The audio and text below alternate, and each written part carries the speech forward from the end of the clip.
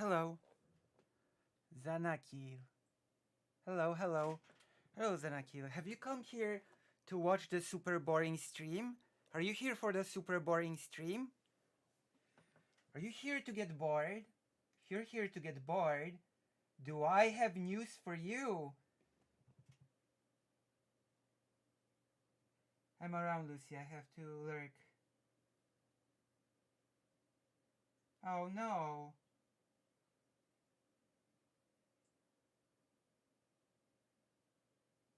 Oh no. Yeah, this is a boring stream. Prepare yourselves. You don't know what I've got in store for you. Okay, it's gonna be boring, but also we're gonna play some video games. So it's gonna be a balance. I'm gonna give you a preview of what we're gonna do today. Thank you. Thank you. So, are you prepared to see what we're gonna be bored with today? Ready? I'm gonna give you a preview. Write in the chat if you're ready to see. Ready to see what you're gonna be bored with today. Engage with me. Engage. Oh wait, the delay today should be much better. How's the delay today in the chat? It should be much better today because I changed it. Yeah, I changed the delay. Is it better? Is the chat faster today? It should be. It should be. Okay. China in the World Anti-Fascist War. The latest. We're gonna be reading this on stream. Seems faster, but YouTube chat covers the side chat. Oh, it does?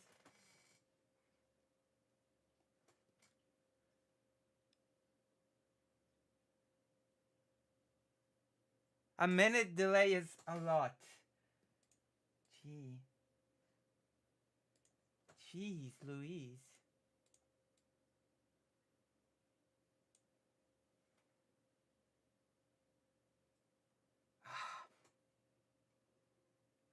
It's supposed to be 0. I selected 0, okay? I don't know what else to do. Okay. Oh my god, that's such a long delay. So, I'm gonna give you a bit of a taste of today, okay?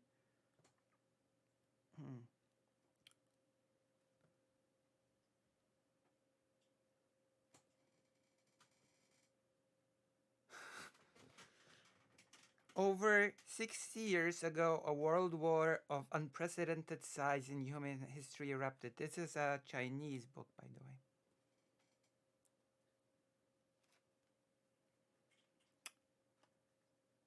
This was the Second World War, a life and death struggle between the democratic forces and the fascist forces that sought hegemony over the world, a war between the just and the vicious, between light and darkness.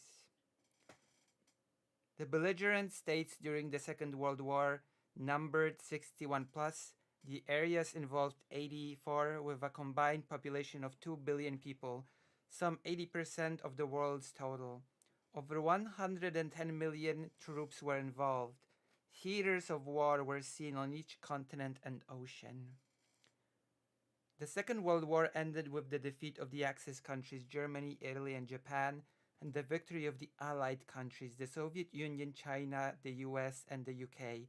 The victory of the World Anti-Fascist War was also the victory of the International Anti-Fascist United Front, a victory won by all nations that loved peace and justice and engaged in mutual support and coordination. Oh yeah, the Soviet Union sure loves peace and justice for sure. That's totally it. Yeah, for sure. Mm-hmm. Mm-hmm. I believe that. Mm-hmm.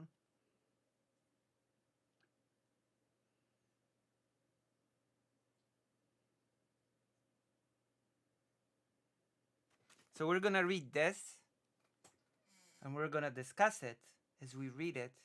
See? This is why I told you that today is gonna be the boringest stream ever because we're gonna read books. And I know that first of all, people hate reading. And second of all, I know that people also hate listening to reading. I'm on Twitch chat. Oh, wait, you would know.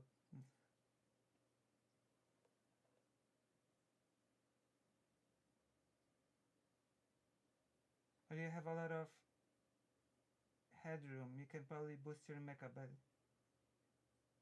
Oh, am I quiet? Am I quiet?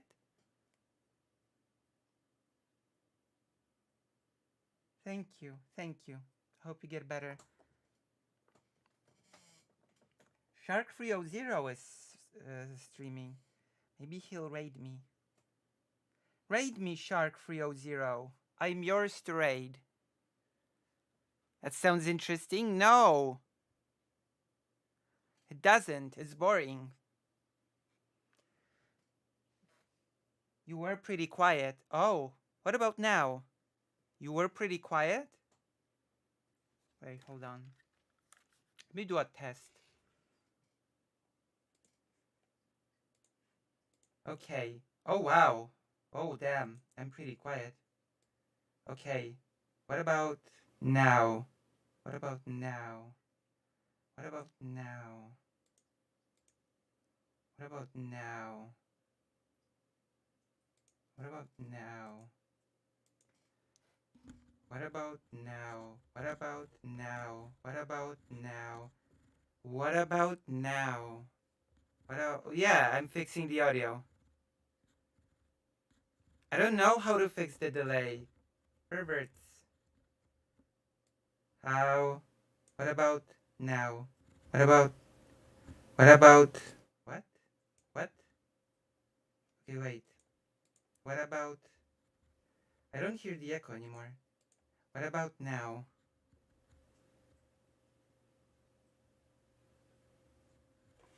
Uh.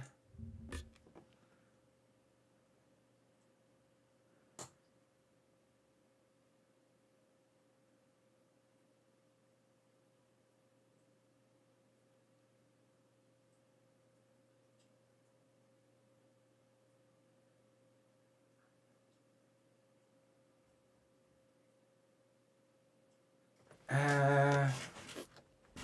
Wait. Hold on. Am I still quiet? Oh. Okay, I get it now. What about now? What about now? Wait, why can't I hear myself anymore? What about now? Hello? Hello? No echo? There should be an echo. I should be hearing my voice. What war has been effective since World War II? Okay. There is audio. What war has been effective? Okay, I think it's okay now. Is it okay? Is it okay now? Okay, let's fix the delay now. Let's fix the delay. I hope I can fix it midstream.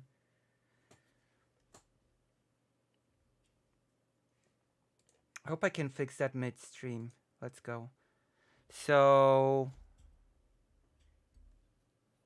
okay, let's go.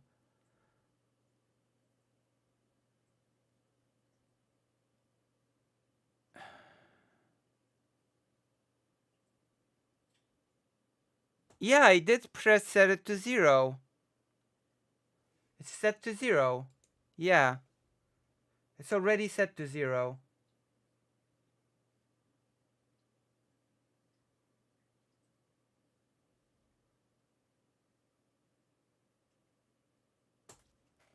It's already 0. Preserve cutoff point, increase delay when reconnecting. That's, yeah.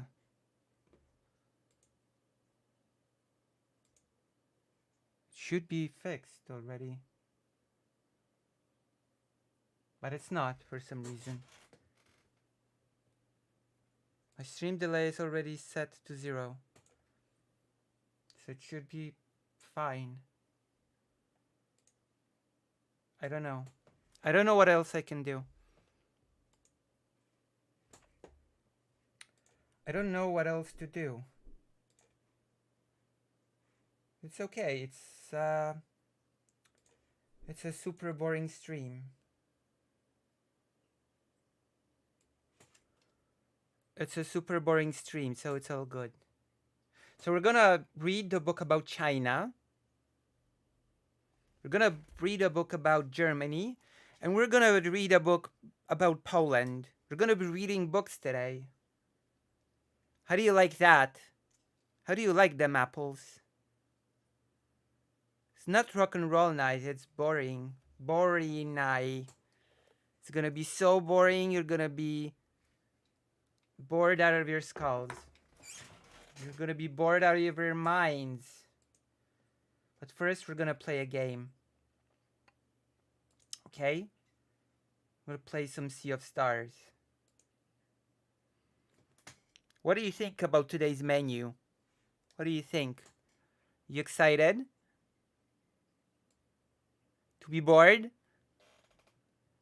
I don't get it. Why does Shark only have 14 people watching?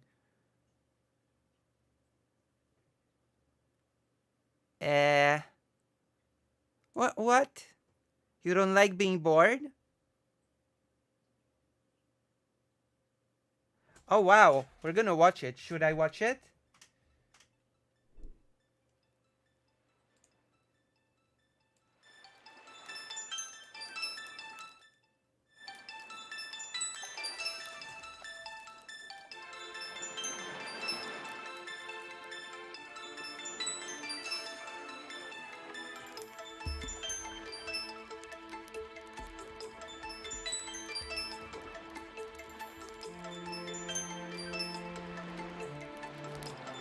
Why, puppy? Alright, we're gonna watch it. But first, we're gonna play the game.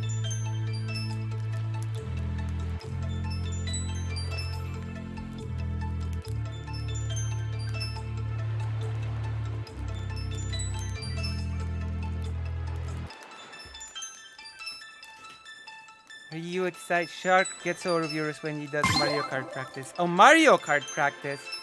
Let's go! I want to do Mario Kart practice as well. I want to practice with Shark. Sure, practice with me, Shark, when I get my Switch. And Splatoon maybe as well.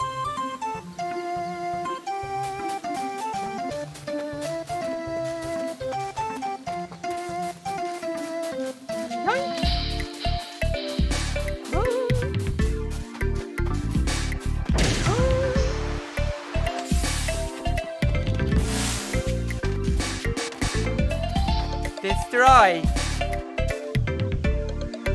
It's the Sea of Stars. Should stop being white.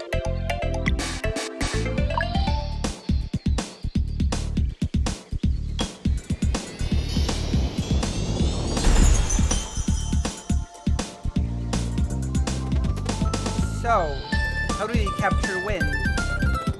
Leave it to me.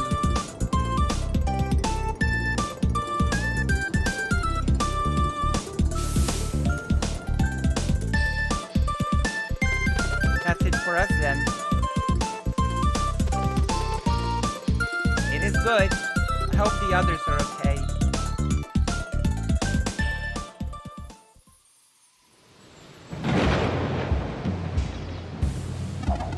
I just throw this pearl into the water where you fought Stormcaller. And here's a little something for the fight. Best of luck.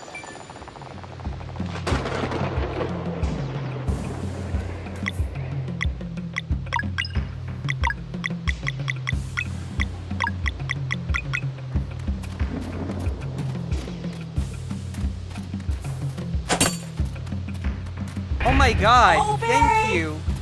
Thank you for giving two tier 1 subscriptions, Timaeus and Papi. Thank you. No more white. Thank you. Thank you, Narod. Yes. That's right. No more whiteness. I'm excited for the reading portion. I'm excited for the part when we will be bored.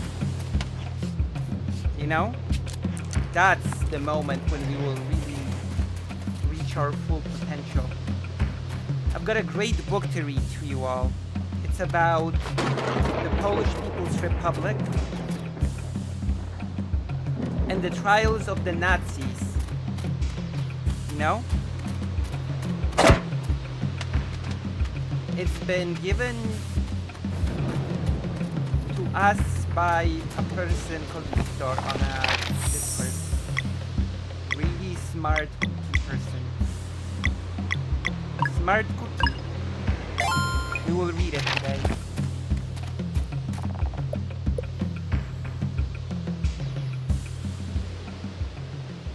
What do you say? Sounds exciting? I mean boring?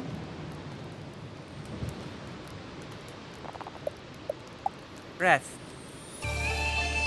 Oh, 4 people watching on Twitch. Wow, everybody wants to come when it's boring. Don't worry. It's gonna become boring soon. I never break a promise. When I say it's gonna be boring, then it's gonna be super boring. I nailed the sound and look from the Golden Genesis era with a hint of PlayStation 1 too. Yeah, I think so.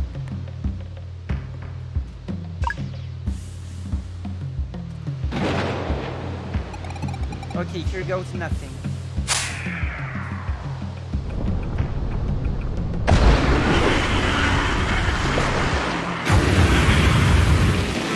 How cute.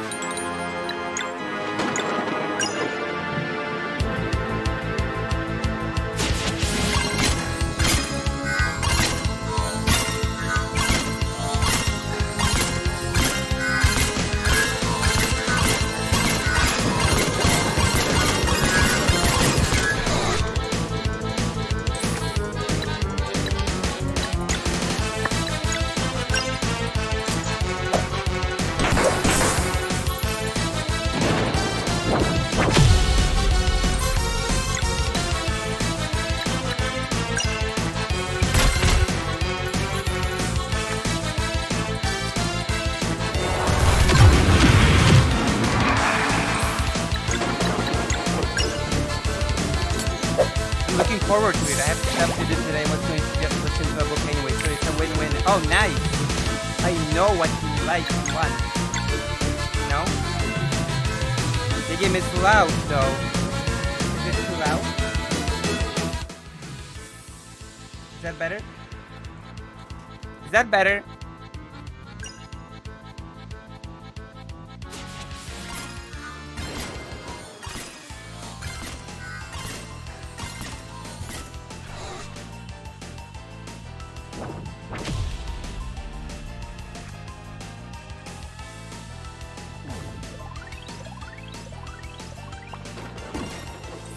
I have an inbuilt software of the microphone.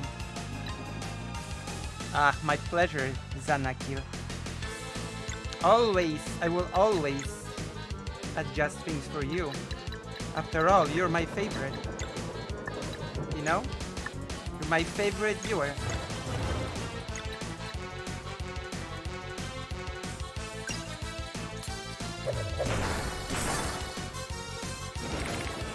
In the entire world.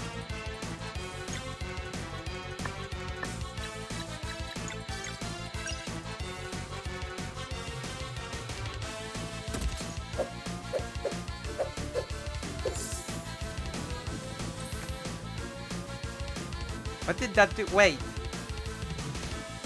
Was I supposed to do something here?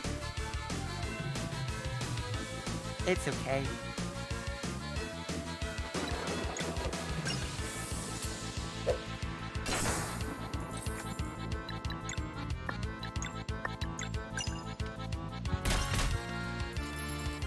I think I'm gonna die. No, I'm not. Wow, I thought I was gonna die here. Well, I was dead. But I'm not. That feels so good.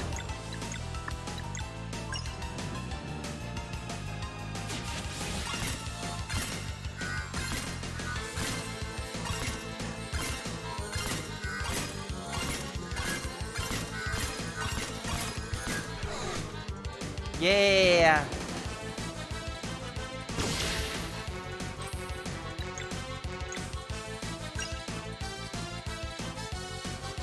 Eagle!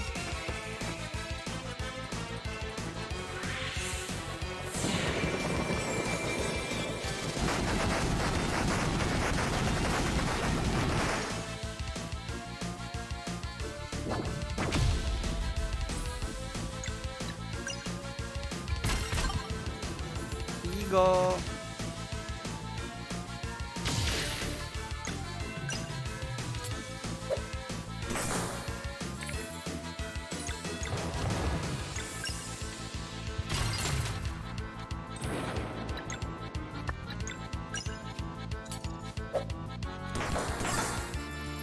Yeah.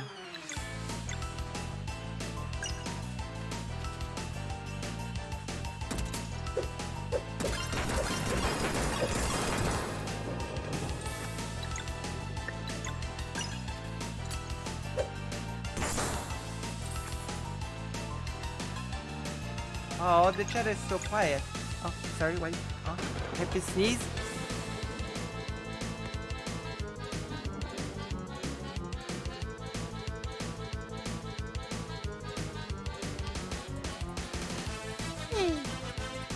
Boring stream. Are you bored yet? Are you bored yet? Tell me. Are you bored yet? Boom, boom, boom, boom. You bullying a huge seahorse. Now let's think about it.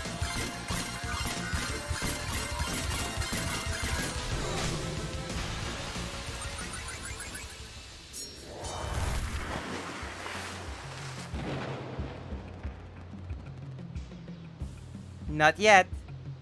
Not quite yet. Not bored yet. I'm drawing while watching this, so I won't be chatting much. Oh no. Garl was right, this guy will produce magic dew. Let's go back to Mirth time for the great harvest. Garf.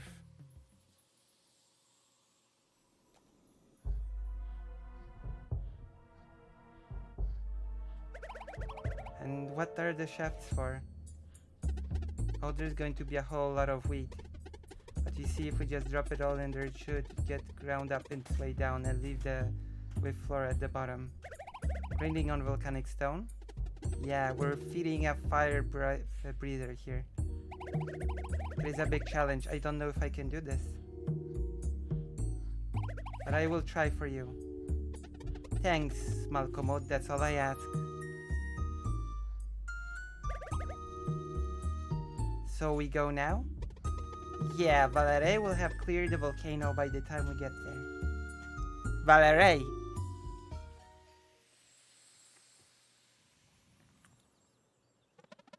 The volcano's been opened. Now to clear the place so Garl and Malcolmut can build their thing. I'm right behind you. Are you? Are you right behind me? Perfect.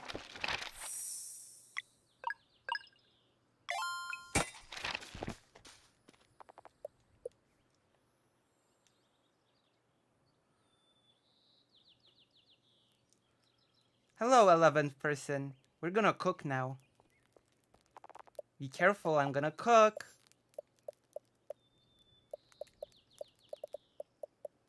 Pussy's gonna cook, be careful. I cooked. Basic salad.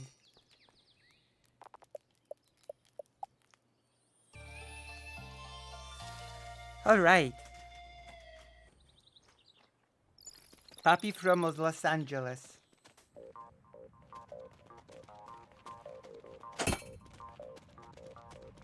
I'm gonna debate President Sunday today. Is President Sunday streaming today? I'm gonna debate him. Music. Moonerang.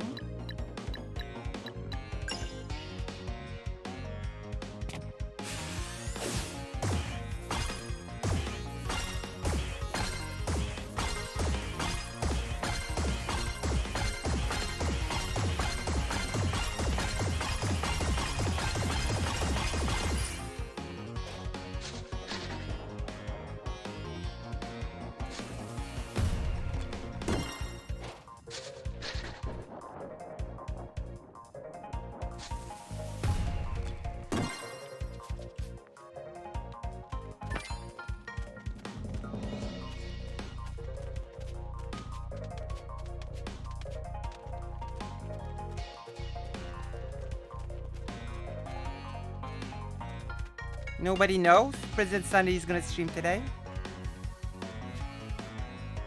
Uh-oh. I want that package. Hold on. How do I get here?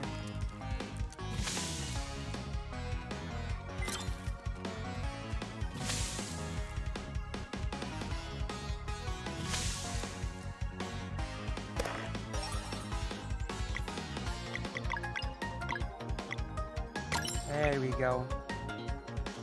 Why is Twitch chat not on screen? Because I don't know how to put it on stream. But I'm looking at it.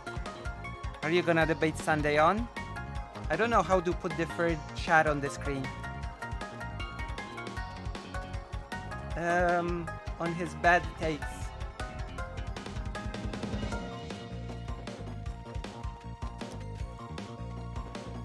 I don't know. I'm gonna discuss fundraisers with him.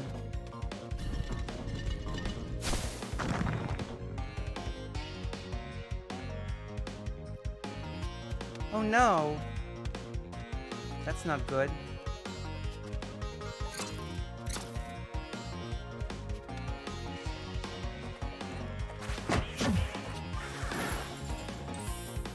What bet takes? I'll think of something. I will think of something for sure.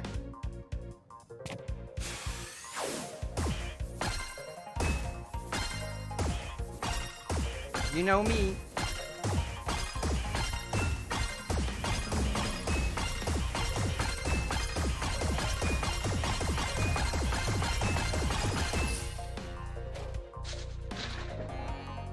So far, the things I disagree with President Sunday on is how he keeps fencing on the LTS situation, how he bonks board because he points out the bodies are bad.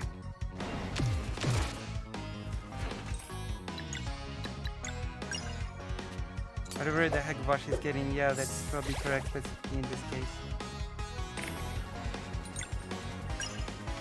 Oceans are pretty bad, yeah. Attacking neutral trade ships is a pretty bad thing to do, that's correct. Wait. The Adalus debated someone? Who's Rahim? Hold on. Give me context for that. Hold on. Tell me about that. Tell me about the debate of Rahim and the Adalus. What was that about?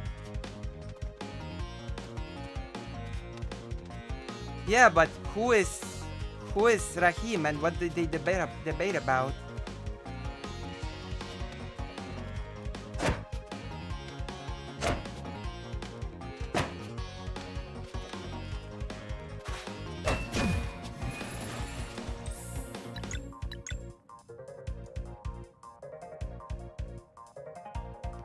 Rahim is a loner box, weird cranky chatter. What were they debating about? I heard correctly you asked about Althea? Me?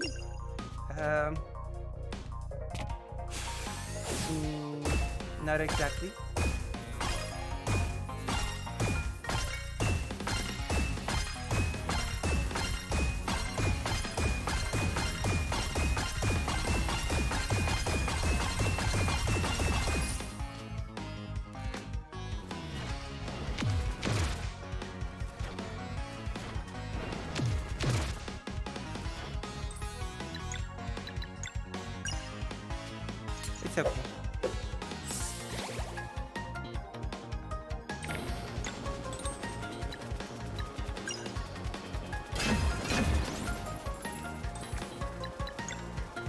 to apologize. Ever.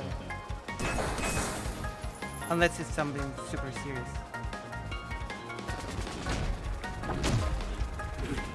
Daedalus was like, bro, I don't care, terrorism is bad. And what did the chatter say? That it's good?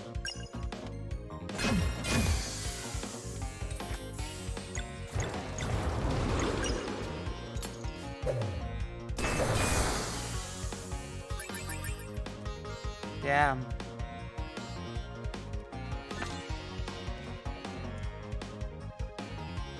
Terrorism bad. What a hot take.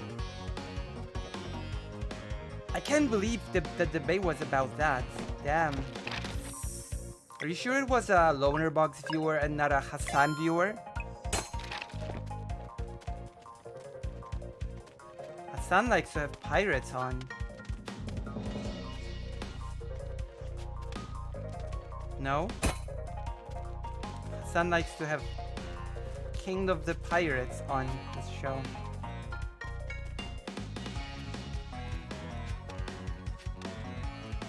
Luffy.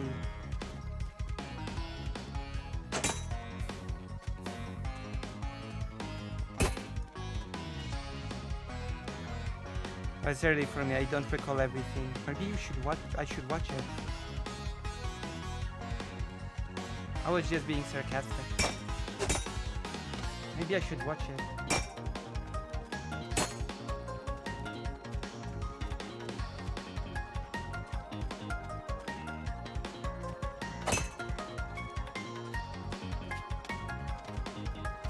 Oh, what was he fighting Loner Box about? That's interesting.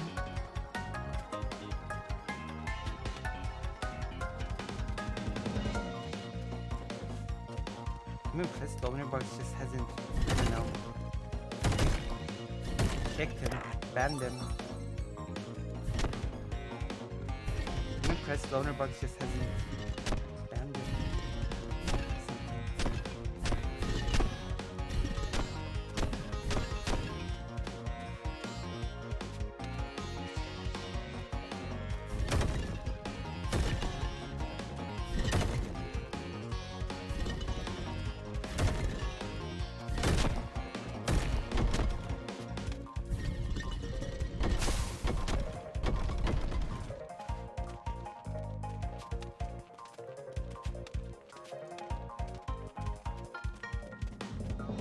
I like the worst one. Damn.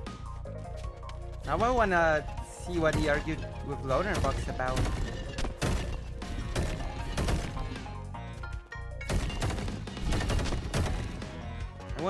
Now I wanna see the Loner Box disputes.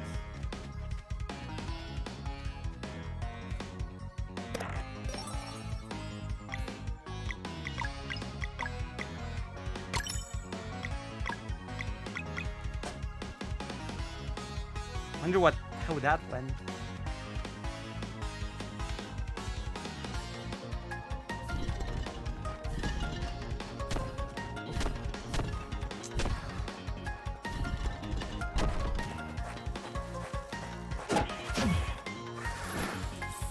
What do you think? I mean, you know, you've listened to it, so you could tell me what it was about.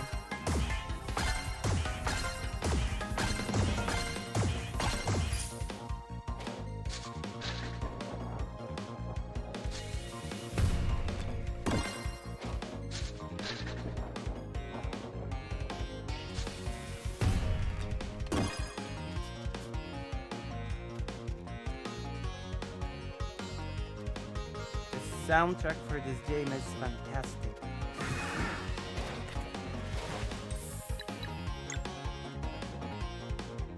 Ah, it's okay.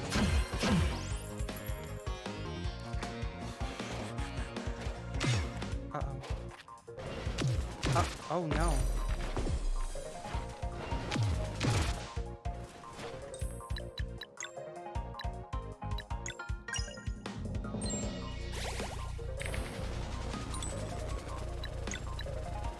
Basic salad.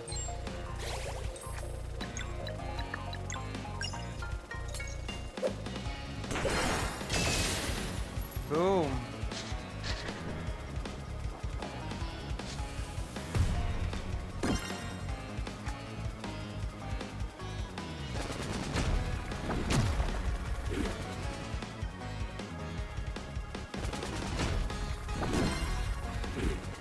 Alright.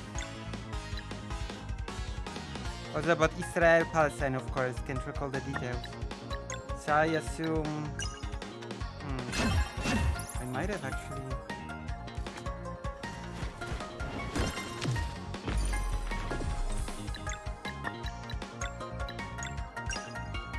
That is so interesting.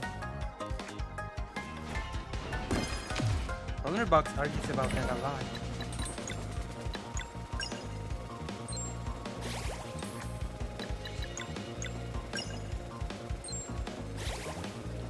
About Israel, Palestine. We still have that short when Food Shop says that she operates on the same level of knowledge on Israel, Palestine as Vulnerbox. That was interesting. That was funny.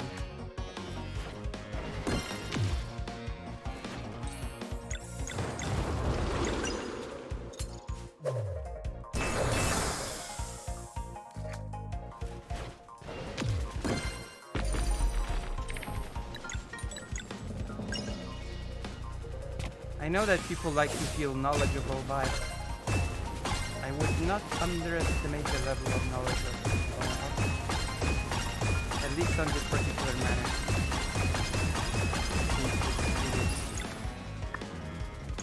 Well read. I don't watch Food Shop. She's banned from my YouTube space. Wait, what do you mean? What does that mean?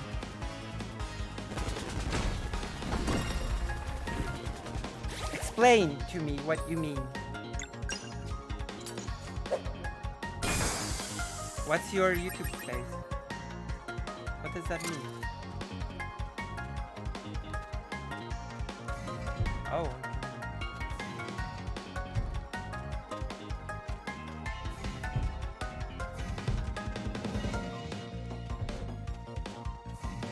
I don't like her.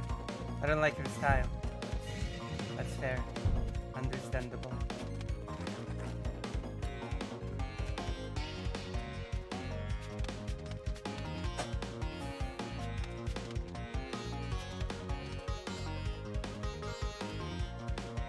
Do you like my style?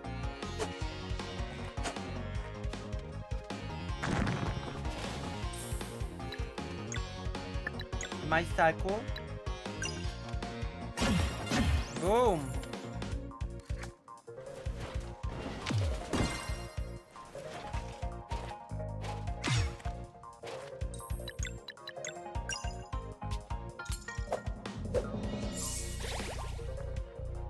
Alright. Moonerang.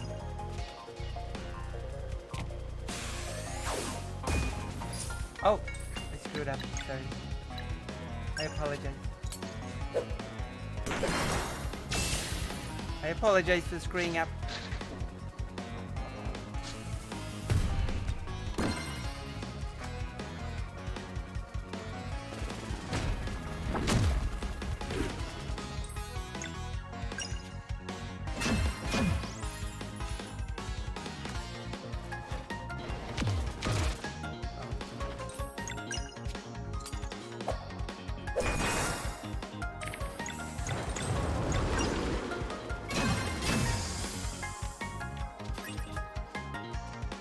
Alright. Oh.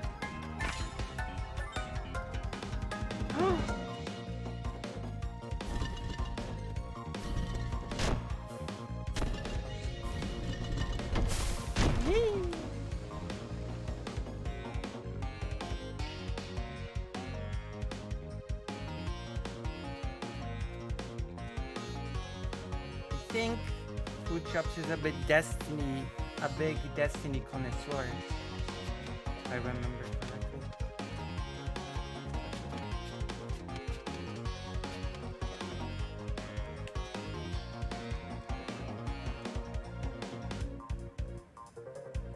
Of course I like you and your style. I wouldn't be there late at night otherwise.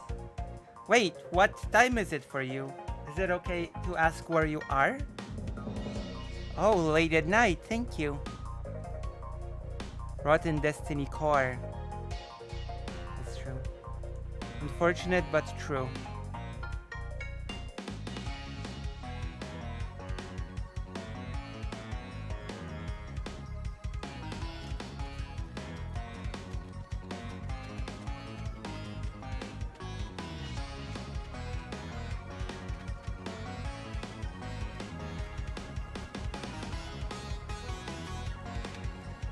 Who are you? Earl was just at our outpost and mentioned you'd be coming. I came after grabbing what I could. Do you need anything? East Africa. Oh, wow. Nice.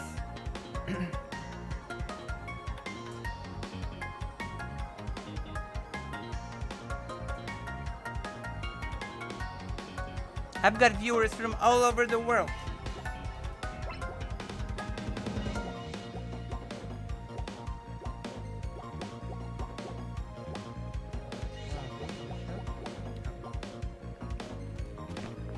You know?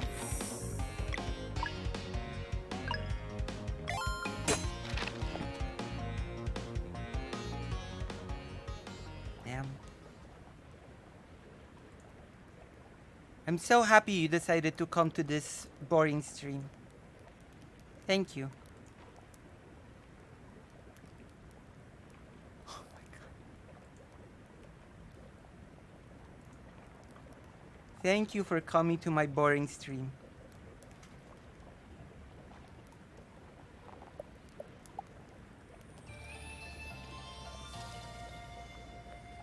Nah.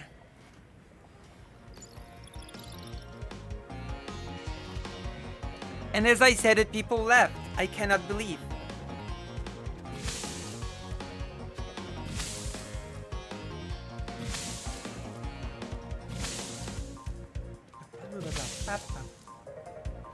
Boss. This is our target. Yay. This is the target. Destroy.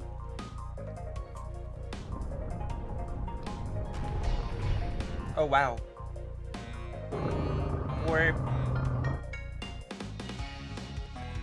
You will be vulnerable to your lunar magic. Go! Go!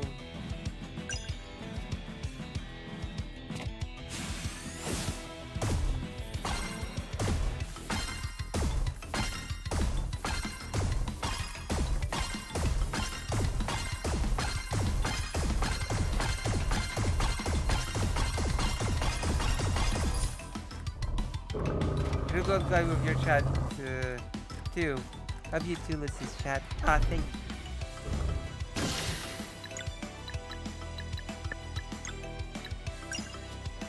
Yay.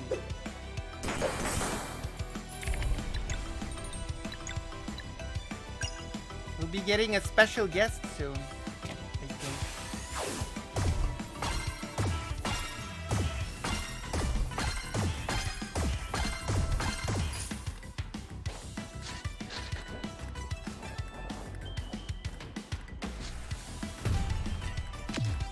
Oh.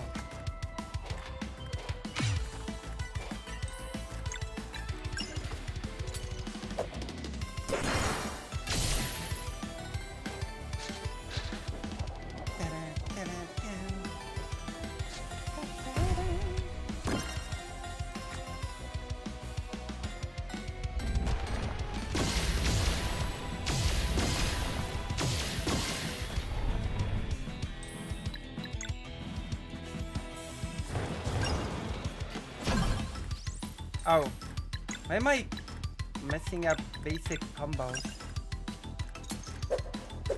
That's not good. Wait, let's see.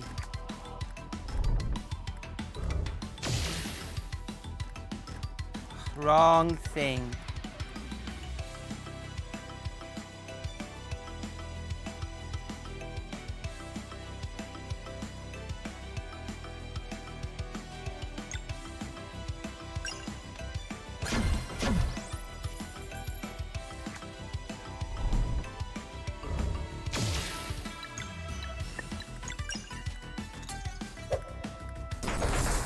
Destroyed! Oh gosh.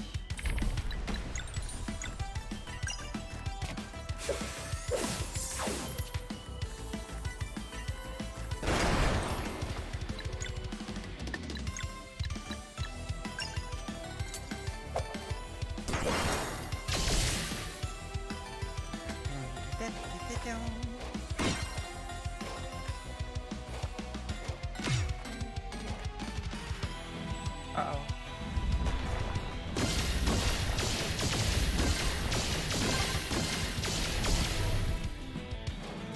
But that attacks everyone, even the enemies.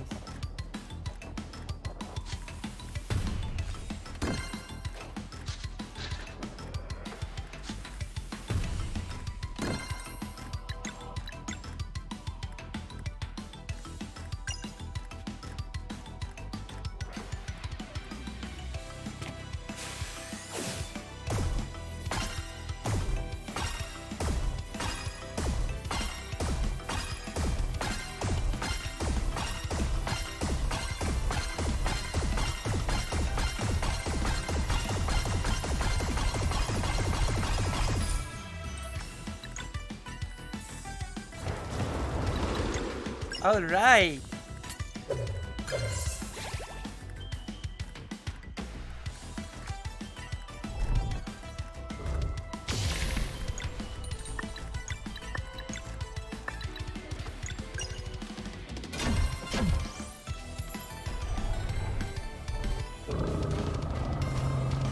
Uh-oh.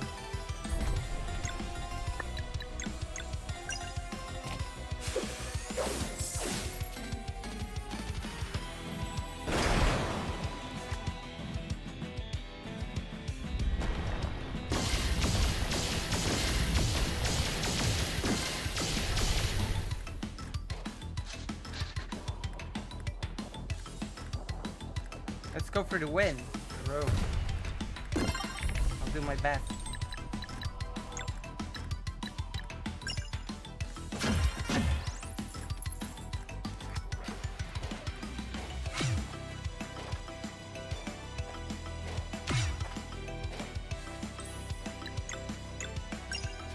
Eagle! Great eagle.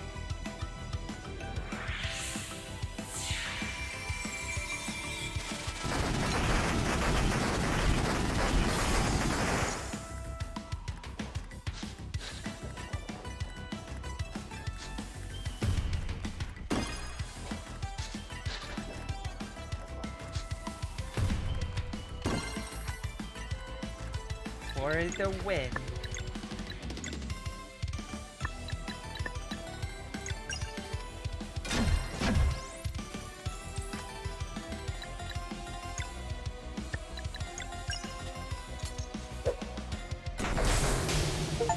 Dead. Fight fire with Lunar.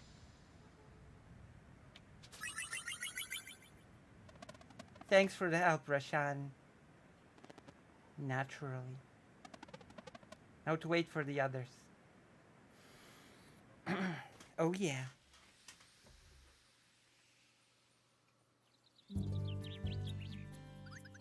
And so we must come together for this, for his final wish.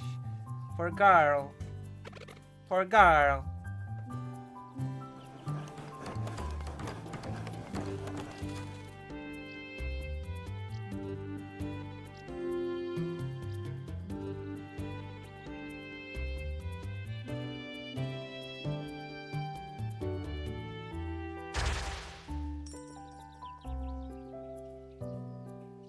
Harvest Moon, Stardew Valley.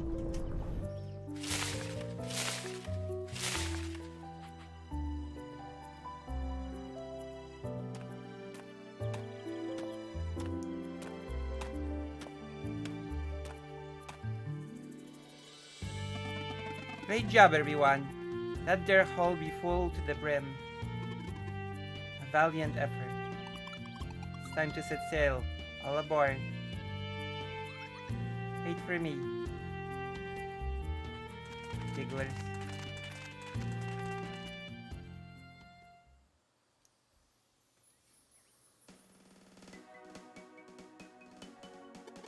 Totally. And the face of Zalei too. Ha ha ha. Girl, do you think... Zalei!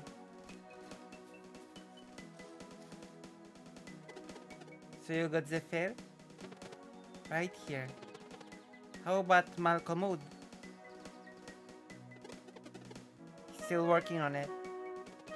We'll need time anyway. Lots of crops in the Vesper time. Right, let's go and... Girl. I'm okay, Valerie. Just need a moment here. Gah. You take it easy, okay? We'll carry the crops. But... You're right, that's probably best.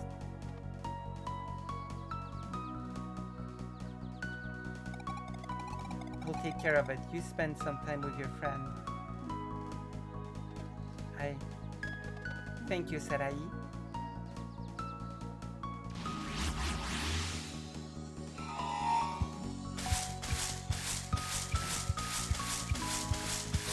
Damn. Handy. Aha, that's one way too. Gah. Take it easy, girl. Oh, this really hurts. I hope I'll be able to rule with you no matter what. You didn't come this far for nothing. I'll see this through. I think I have finished.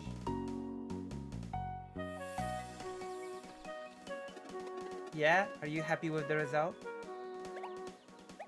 Why do you ask? I did for you. Well, are you happy you did it for me? Yes, but I hope you like. I'm sure he will. Malcolmud. Malcolmud. I remember you. You can look too.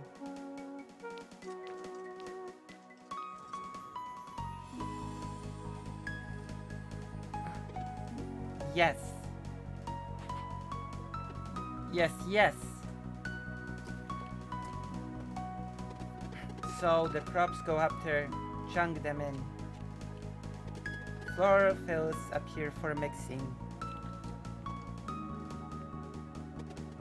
After a little kneading, bring it up here. Knead some more. Let it sit with the heat and... Good job, Malcolmud. It's perfect. I only follow your plan. Guys, this is going to be huge. Can we help? Of course.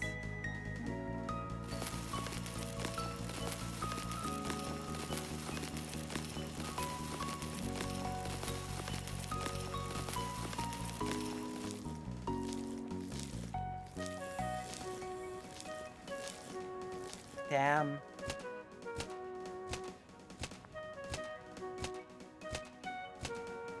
Giant piece of bread. Alright, Malcolmud, time for the heat.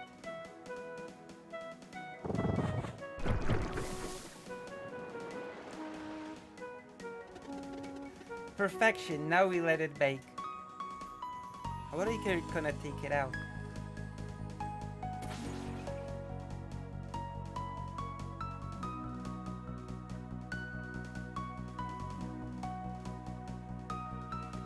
It comes and goes, like right now I feel just fine.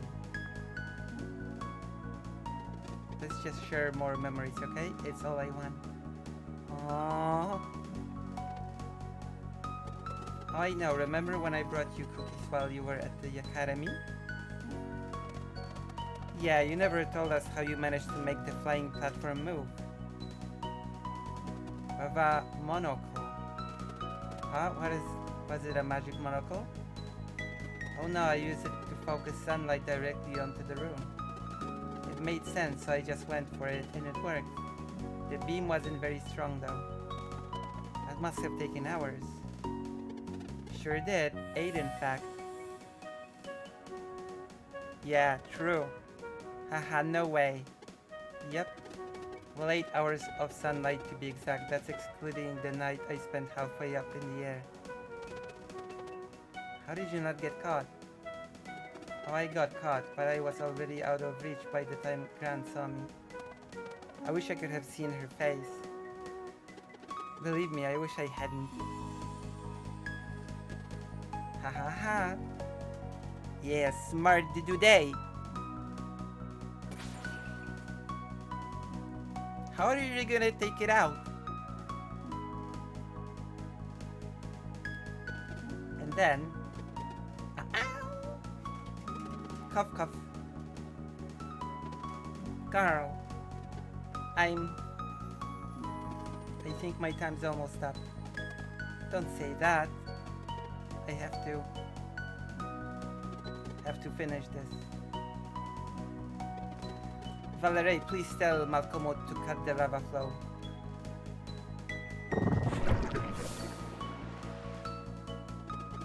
Gah, Zalei, I need Zephyr now.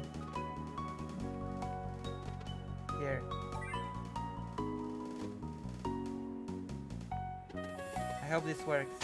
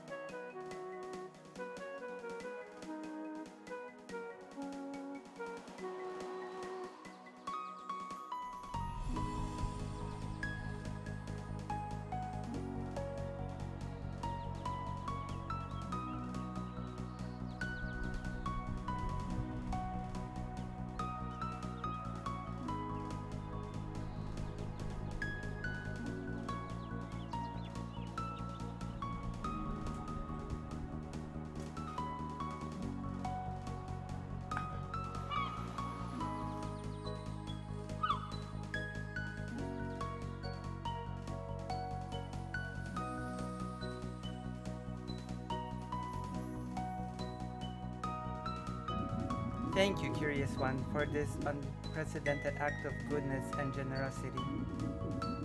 Through your creation, the elements have soothed my long-tormented soul. Hey, anytime. It's just bread, really. This marks a new beginning for me. If it is not too much to ask, would you be willing to give me a new name? Sure. Ooh! I still have a bit of time. I can do this. Okay, so what are your ambitions? My past was one of anger and destruction, but you have shown me the way to a higher purpose. I wish to honor your memory by becoming a devoted caterer. Oh, that's so nice of you to say. Cough, cough. So, butler, huh? How about Sinclair? Nah, hold on. Oh, I know. For this new life, I shall name you Wentworth. Wentworth. Once again, I think you never have I encountered such a caring soul. I understand your time is almost up. Is there anything I can do to repay your kindness? There is one thing, yes. For my final journey, I'd like to fly on your back with my friends. It would be my honor and privilege. Then please take us to Moon Cradle. I want to be buried under the celestial willow. Carl.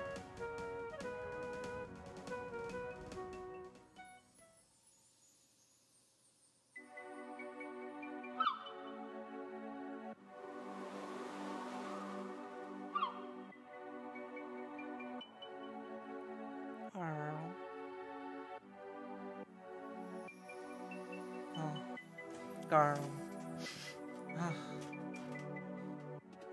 Hey, so we got to fly for a second time. That's pretty neat, huh? You should save your energy, Carl. I'm okay, it doesn't hurt anymore. I'm just really sleepy. We'll be with you until the end. I know, I'm so lucky. Hey, promise me one thing. Anything. I want you to use this gift. We'll travel across the sea of stars, whatever that is. We'll do it for you. I mean, someone has to kick Erlina's butt and teach the Fleshmancer a lesson. Might as well be you, right? We'll go and do that, don't worry. Oh, and you'll keep cooking too, right? Use what I taught you. Every day. We'll miss you so much. Valerie, Zalei, I can't thank you enough for everything. All those moments together, all the adventures. I couldn't have asked for better friends. I...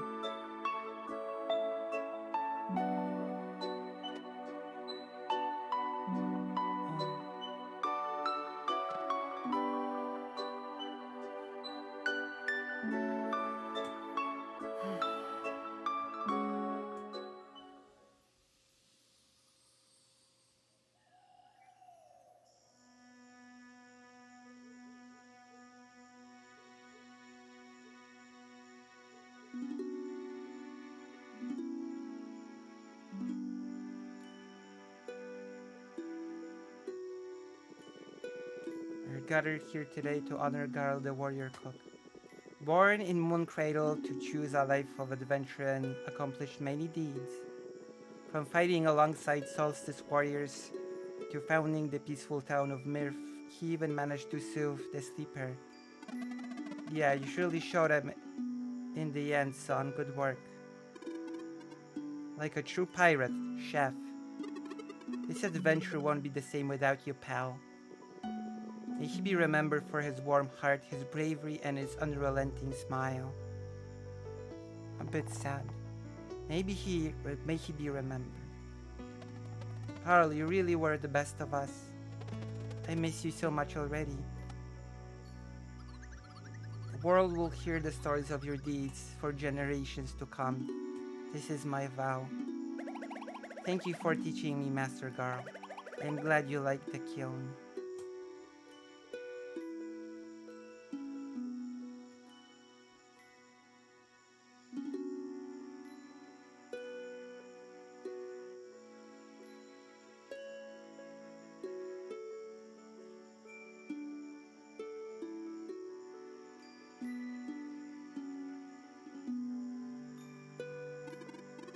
It has been a couple of weeks already. Are we leaving anytime soon, Captain?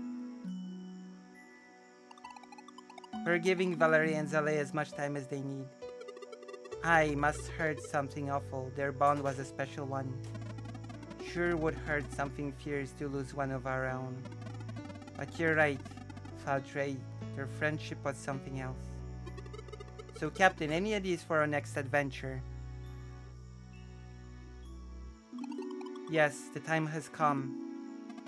Captain? Oh, how exciting.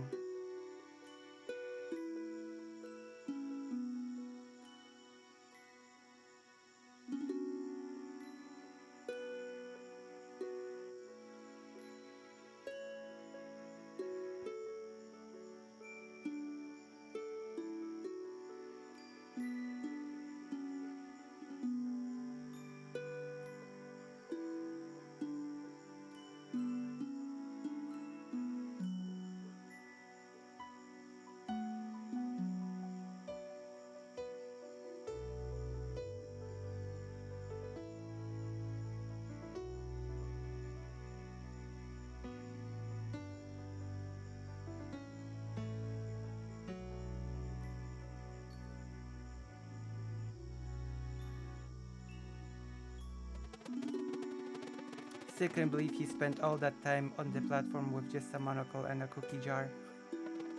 Sure was a loyal friend. The best. The best. Valerie, I think I'm ready. I've been thinking about Erlina.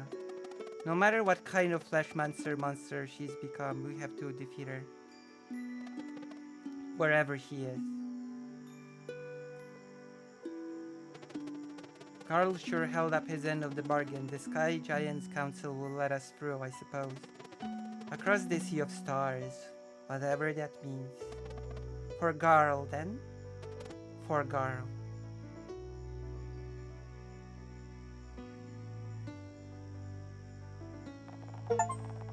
Okay. With innocence lost and purpose reaffirmed, the power of Luana and Solon start to awaken within Valere and Zalay.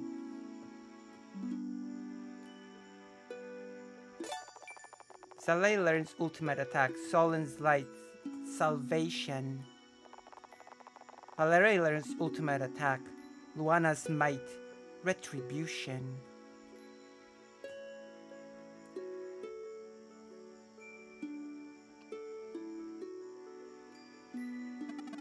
So you're all ready to avenge your friend?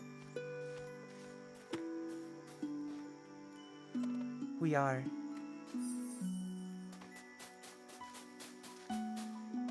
Garl. Garl, Garl, Garl. Back to the Sky Council then. You can go to the shrine right away if you want. Go now.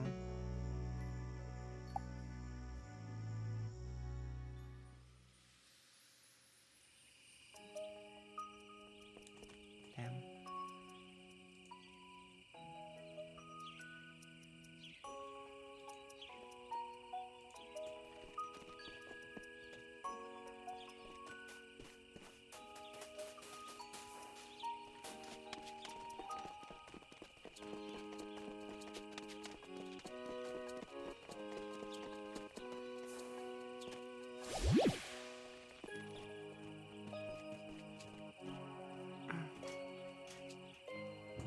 You have returned. We are sorry about the passing of your friend. Our world has lost a kind soul indeed. Thank you. The sleeper has been soothed and has awoken. So it has. You would claim the reward then? Yes. We demand access to the Sea of Stars. Are you prepared for the voyage? We are. Mumble mumble. Do they know what to expect? We don't know what the Sea of Stars even is.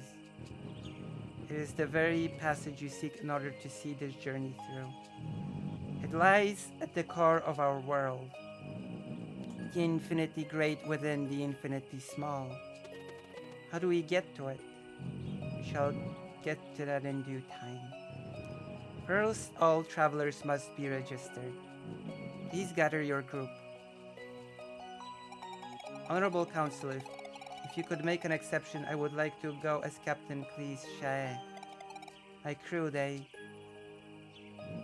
Mumble mumble. We will allow it. Thank you. Okay, let's gather everyone and form a line.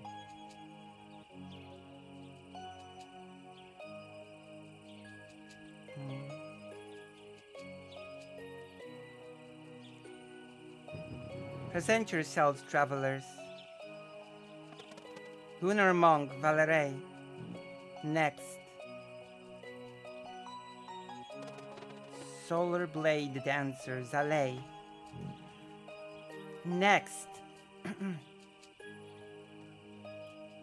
Next. Pirate Captain Cliche. Next.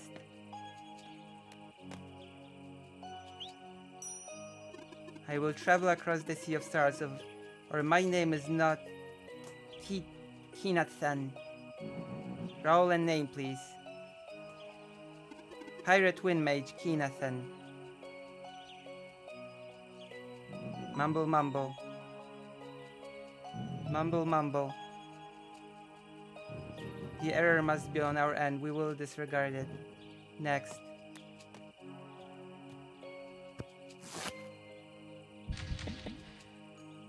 Pirate Quartermaster Jacko Waltrade. Next.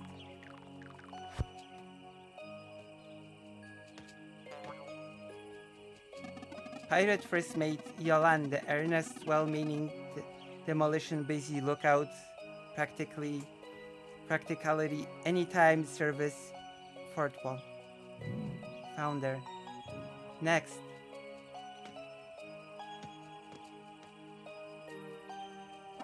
Ghost Navigator Hortense. already cleared from a previous trip. Next. Traveling historian Teeks. All clear. Luana. You are the leader of this group? Yes. We hereby grant you access to the Sea of Stars. Allow us.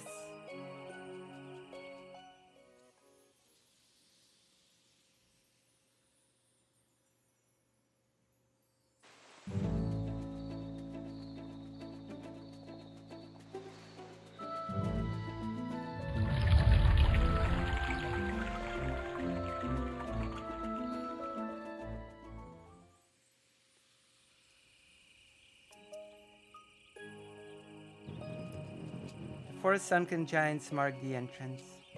Now go and sail away to where you are most needed. Think we will use this gift to bring about peace. Godspeed.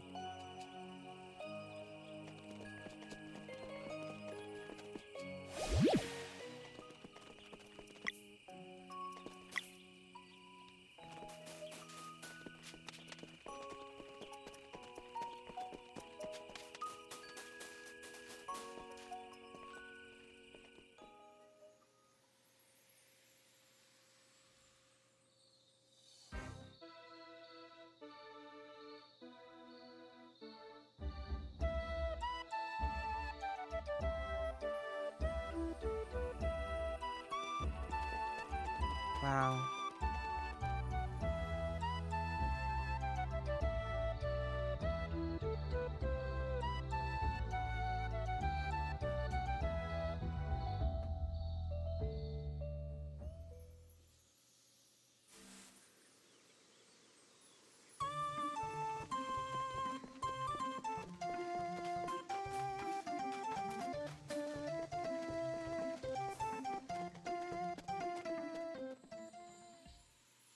What a game. How sad. We're so far in this game now. Damn. How to beat it. Beat it. Beat the game. Wow. Wowzers trousers. Gigglers. Wowzers trousers.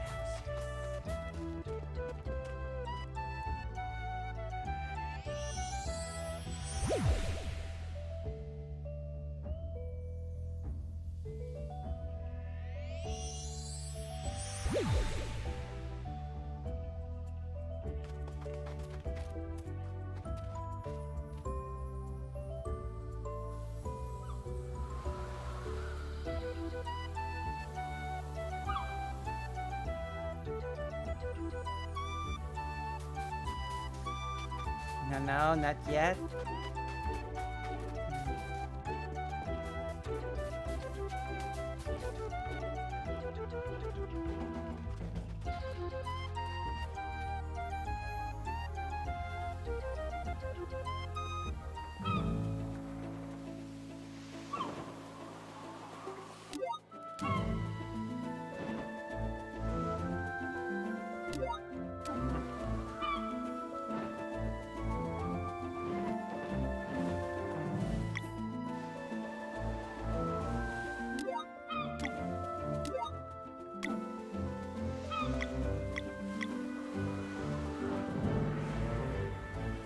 Let's go to the Sea of Stars.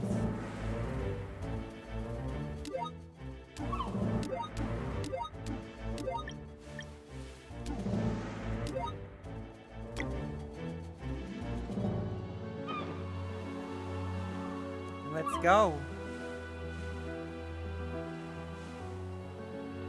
We're here. Boing.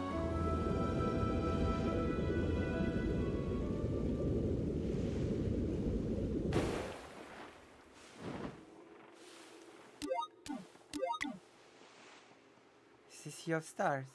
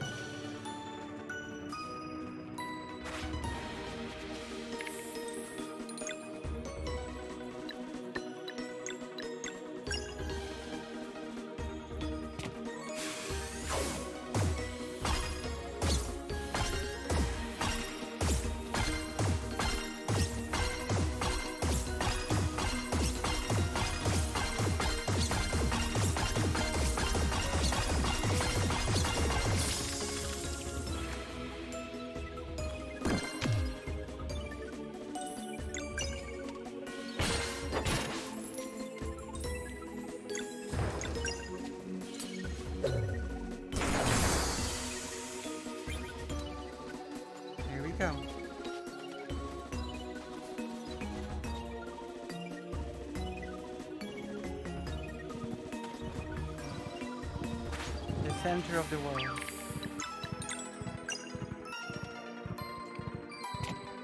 Moonerang.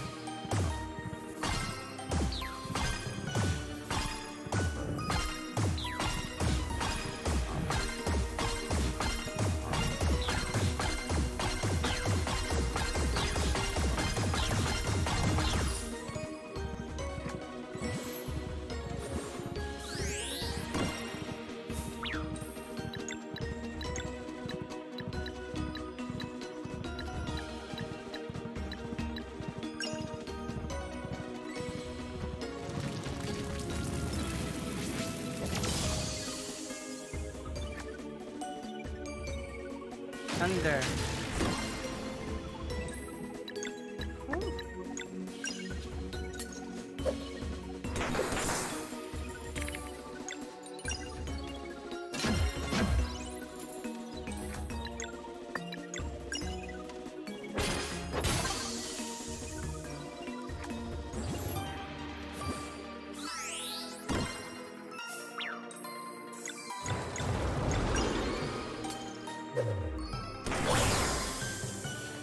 Flashmancer.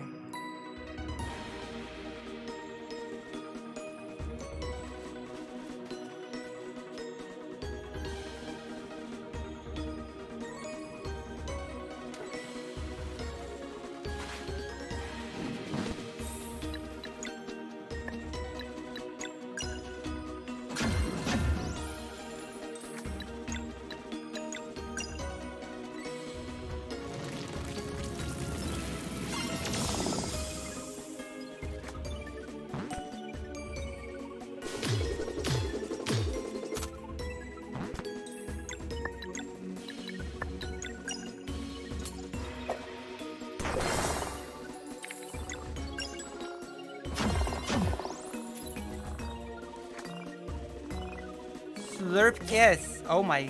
Oh my. Oh gosh.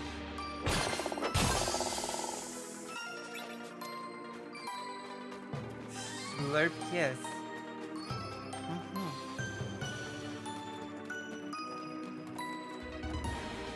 Whew.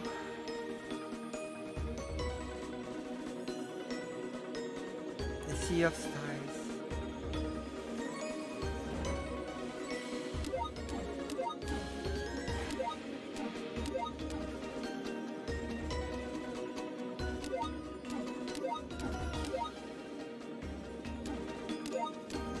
Wait, how do I enter the map?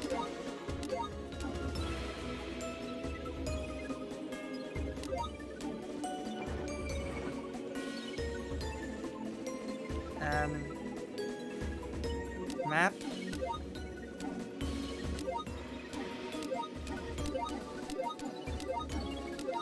I can't enter the map anymore! Oh my god.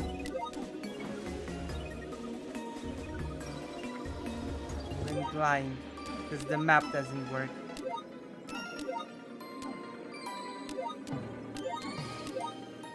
Okay, whatever.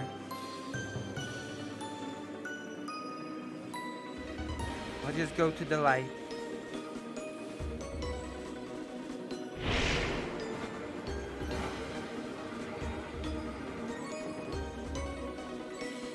Oh yeah, it is. It's a very pretty game. Oh, light.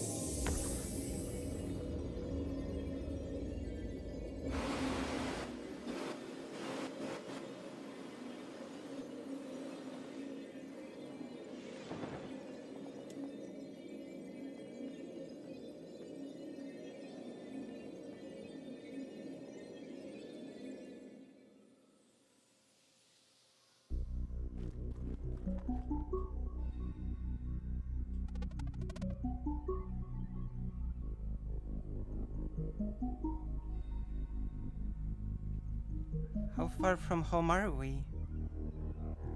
We're not in Kansas anymore.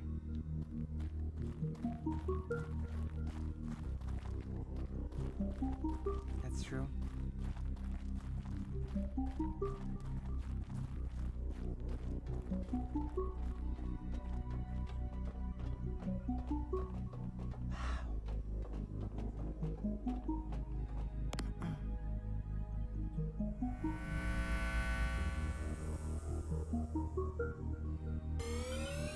Intruder alert.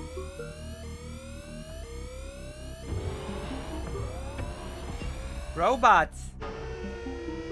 Oh my god. For real? Entities from another world have breached the compound, commencing elimination. Watch out!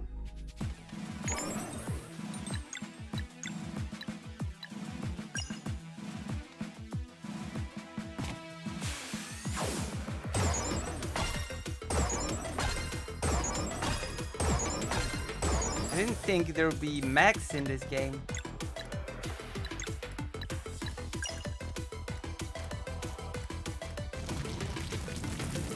I've never even eaten a Funko Pop in my entire life.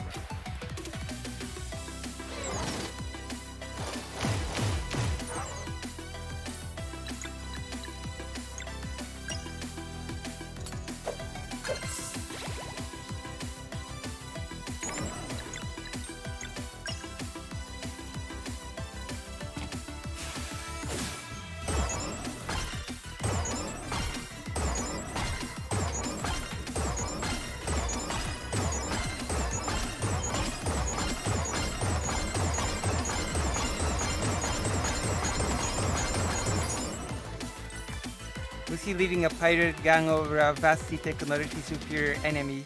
Uh-oh. Oh my god, shut up. Quiet. No. No, no, no, no, no. That's not what's happening. No. No. Quiet. Oh my god. Stop. What are you trying to say? Oh my god. Damn, Kittany.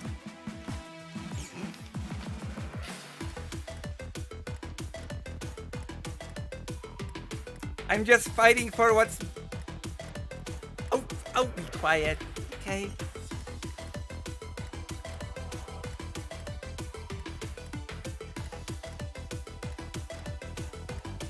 Oh my god.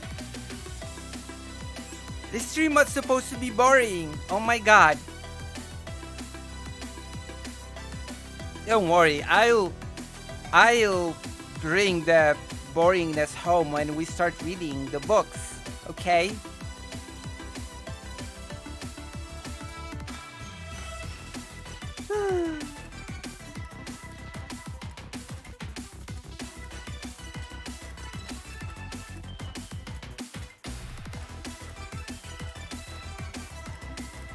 Let's see if my new video is doing well, by the way. Let's see if anybody has given it any love.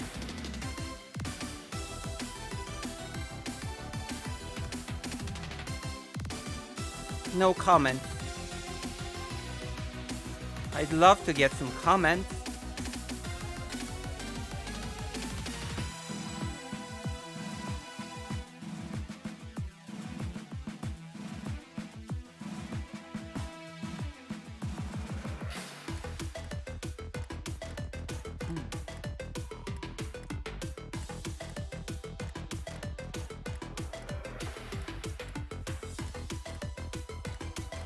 Alright, let's go.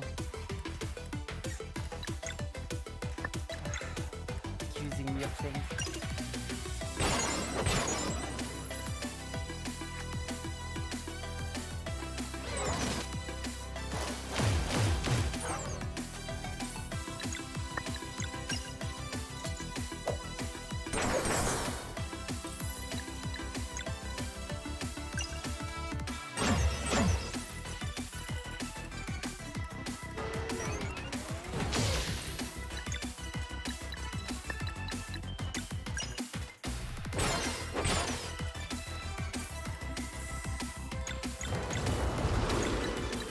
Petri dish.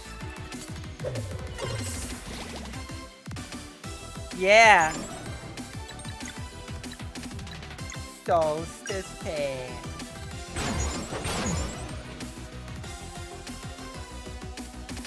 Uh-oh, minions.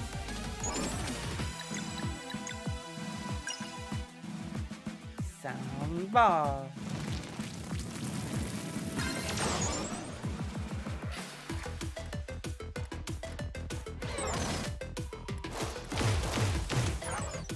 I don't think you can block this. Eagle!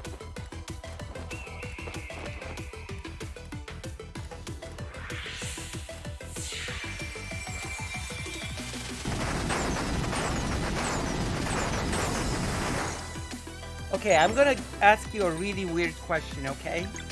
Even weirder than the questions that I usually ask. So bear with me, okay? What do you like more? China, Germany, or Poland? It's not a trick question. This is not a trap question. This is not a trick.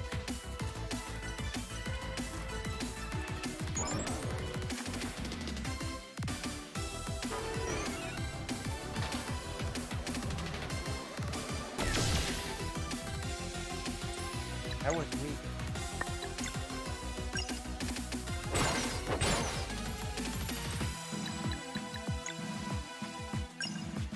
You can answer, that's not a trick question.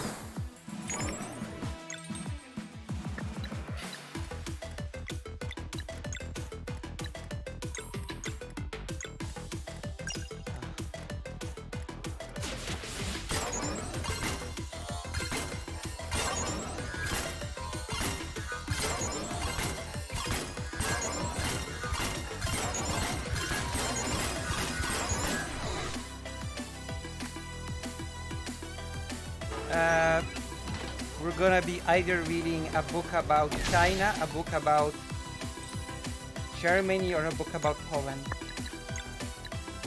That's the context. Trick question, one fall for this trick question. America. Do I have a book about America in English? I mean, if I looked around, maybe I would find a book about America in English, but I don't have one, like, on hand.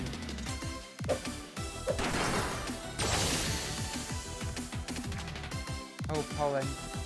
Alright.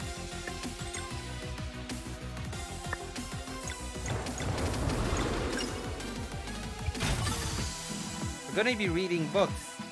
I told you today's stream is boring. Boring stream. Did you forget? Poland. Okay. How would you like to listen to a book about the Nazi trials of communist Poland? How would you like to listen to that?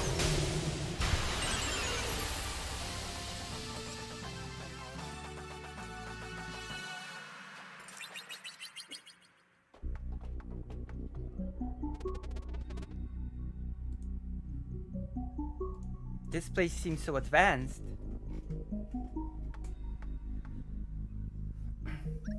There's nothing like this mentioned in any records. Well, it's a different world, so no duh.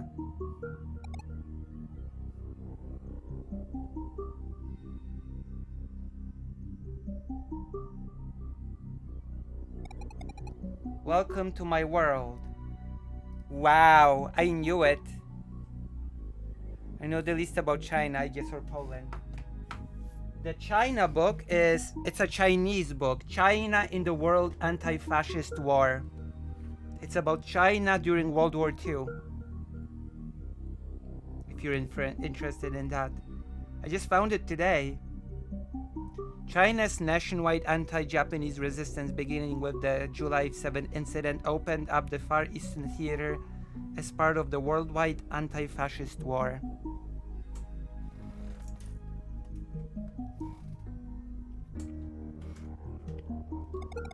We desperately need you. Serai, why didn't you tell us? I couldn't find the words. Would you have stuck around if you knew? Of course, we'd be nowhere without you. My world fell to the Flashmancer a very long time ago. Wait, she's a robot? Oh my god, Serai is a robot! Oh gosh. It's completely lost. Up above, Sky Base produces nasty clouds that prevent sunlight from reaching the surface. And the moon, he sank it into the ocean. Do you understand? The moon and the sun disconnected. No more children of the solstice. Will you help? Wait, she's a robot, look! You know we will. Where do we begin? By visiting my home. I have been away for far too long. My people. Are they like me? Yes. One by one we were turned into cyborgs by the wicked Catalyst, a sentient evil machine. Wow. Cursed by immortality in this form, my people linger helplessly while the Dweller of Dread slowly feeds on their souls. Serai, I'm so sorry. You can help. This is exactly what I left. To find Solstice Warriors, to find you. This is so extreme.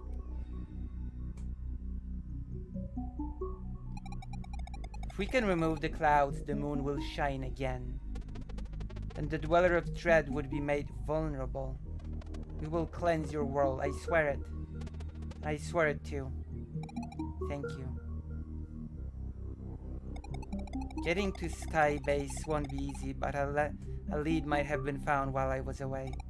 Let's make for Repine, my hometown. I want to show you what we are fighting here. What about the Flashmancer? His lair lies on a flying piece of land. I have absolutely no idea how to get there. Okay, can't you teleport? I thought you can create teleports. Hello, fellow Symphoma. Flashmancer started by collecting women's shoes. Oh, come on! Oh, come on! No, no! Oh my god! The Flashmancer is not that other YouTuber. Stop it! Oh my god. I cannot believe you. What are you doing? Stop. Stop it. Get help.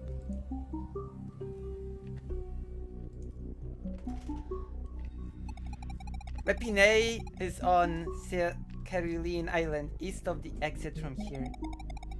The derelict factory might pose a challenge, but I suppose we've been through worse. Alright, lead the way.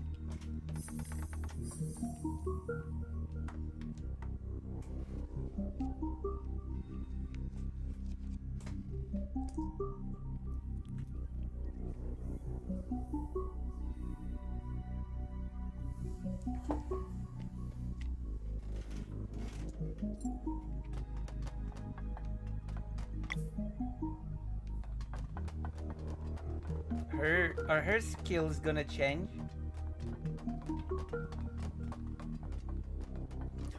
Her skills gonna become more technological now?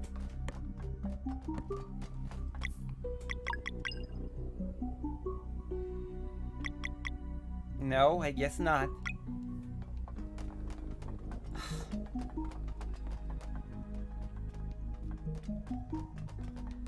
Shoes. I cannot believe you. Some kind of technology displaying shapes made of light. It's a monitor. Dummies.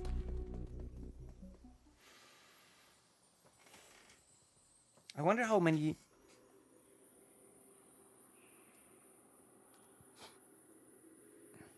I can't believe I have as many viewers as Shark300. I feel like a 100,000 YouTuber now. I have as many people watching as Shark. Wow. I feel so big now. Everyone, I'm as big as Shark300. Cool, huh?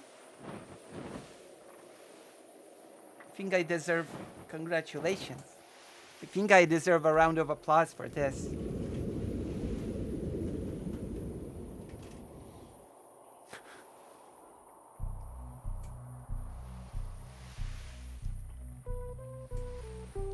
Oh, never mind, it's 14 now. I'm not as big as Shark 300 anymore. Thank you for spoiling my fun. But if I count in addition the Twitch viewers, then I'm sort of still just as big as Shark. Incredible. Someone should tell Shark that he should raid me. Raid me, Shark 300. I'm ready to be raided by you. I'm not weird. I'm not being weird.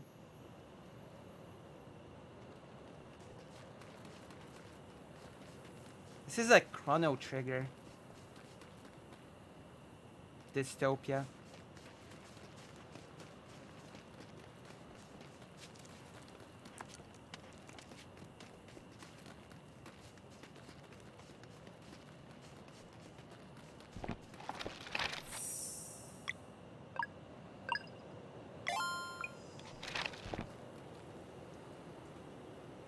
Garl used to be here, but not anymore. Thank you for your help. I'm eager to visit my home and show you what we're up against. What happened to Serai? It's terrible. Hey, want to hear a story? No. Enough stories. Serai's village is to the east of this world, on an island with blue sand. How do you know that? You know too much, buddy. I need more ingredients.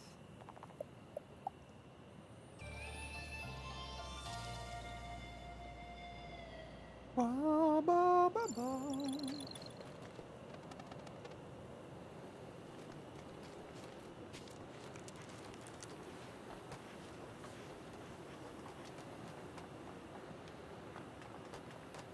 Roof is accessible. Oh, let's jump. That's the smartest thing. Even though we don't know even what's inside the building, which we could just... It could be so tall that we could just kill ourselves by jumping here. But, you know. Thinking's not, you know, their forte. Sashimi.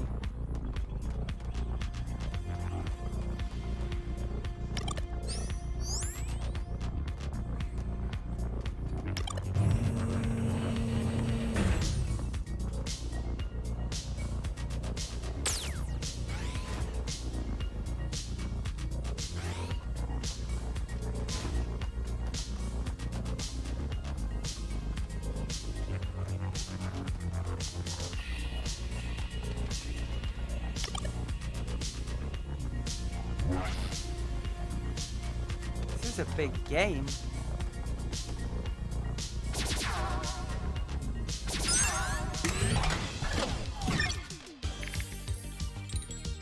Oh wow, the battle theme changed.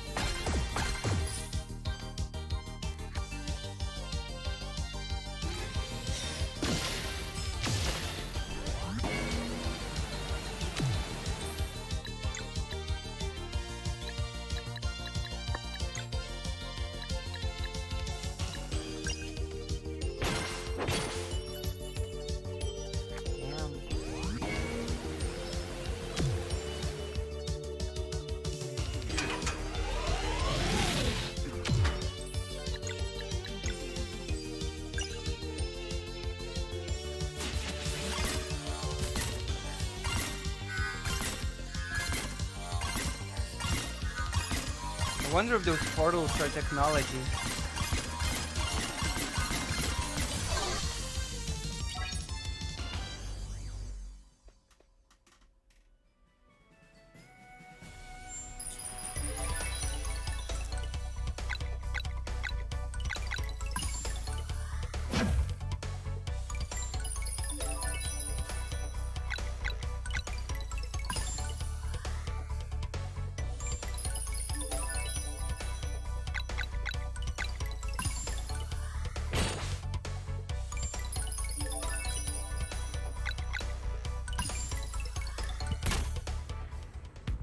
Wonder what character will join us here.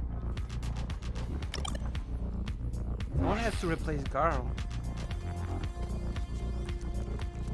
That's how it works in those games. Usually.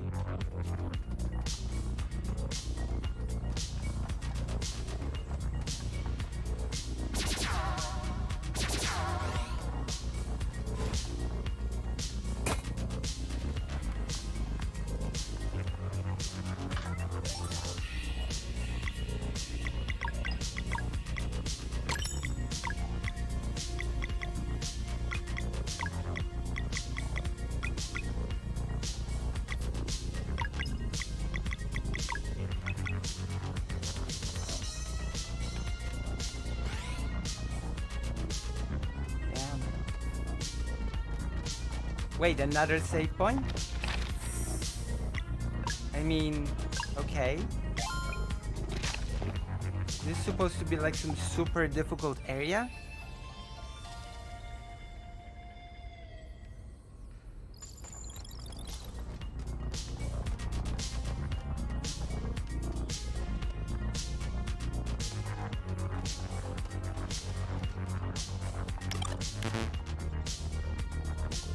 Oh.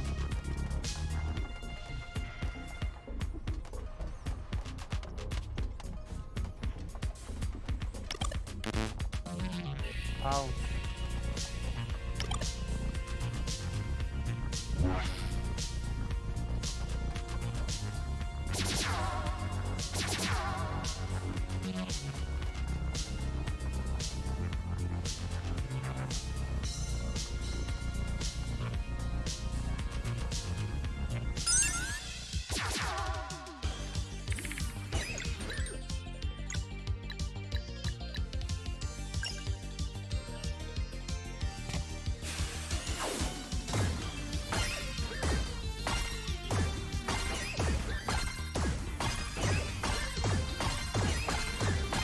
Destroy the evil robot. Terminate it.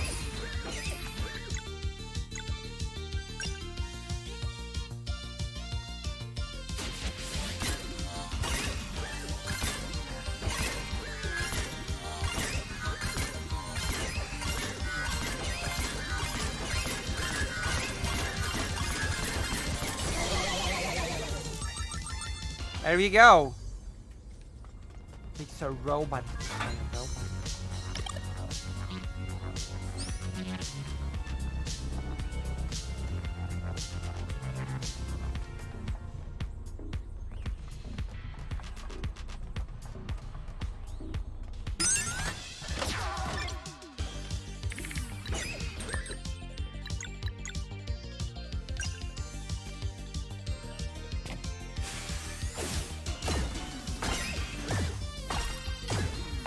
One to no one.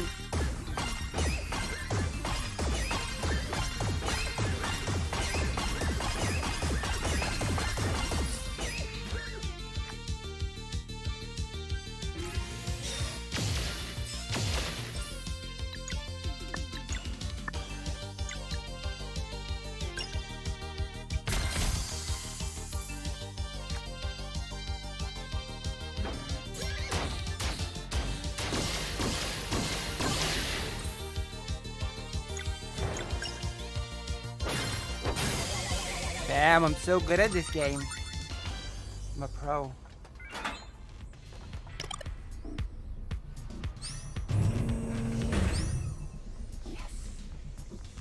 Yes.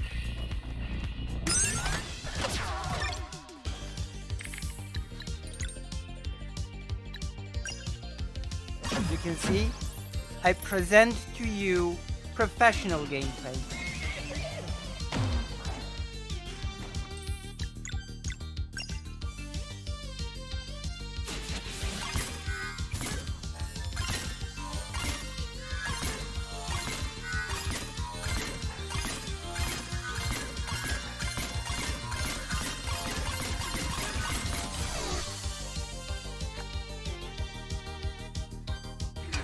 Hey.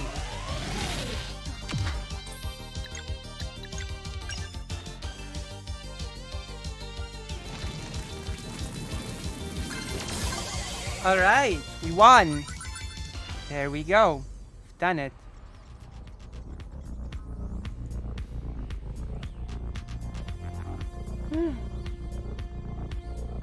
Ooh la la.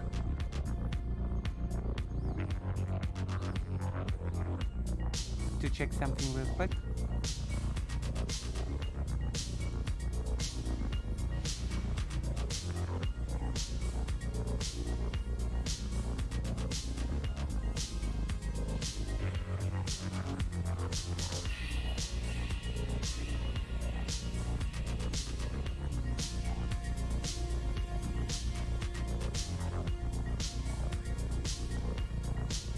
Alright.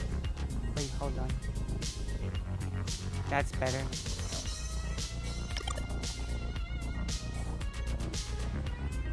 Oh my god. Okay, phew.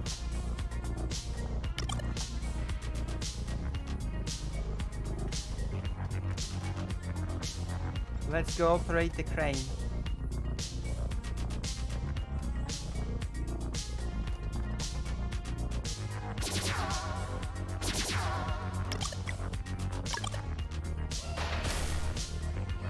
That's a crane?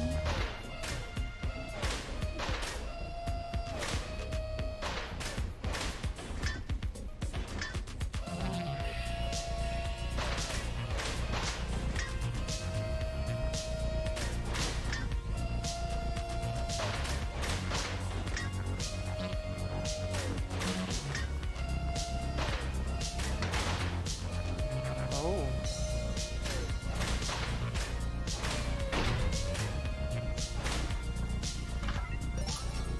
All right.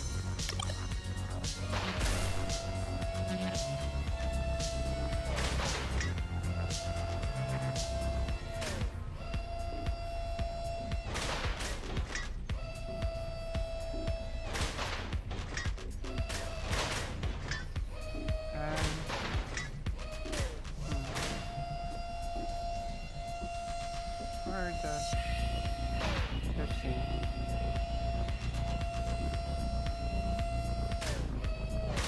Come on, there must be one.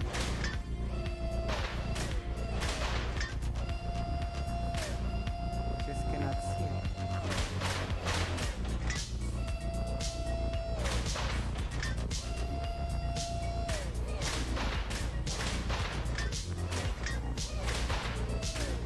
Oh boy, am I stuck already?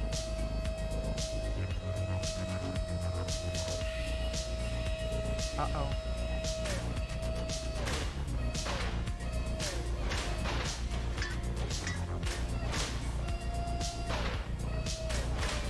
Oh. I am silly.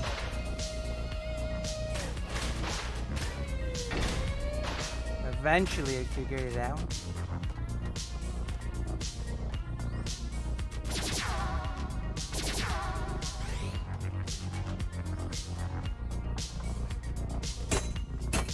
Damn. Jumbo.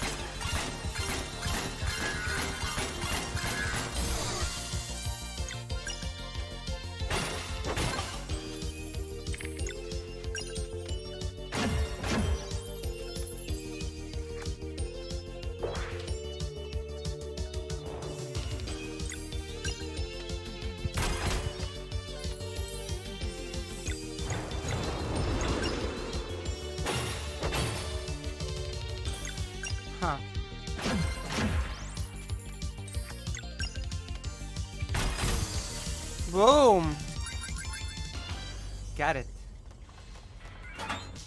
Eggs. Whew. Sashimi. Where does sashimi go? Oh wow! We need to get some fish. Oh my gosh.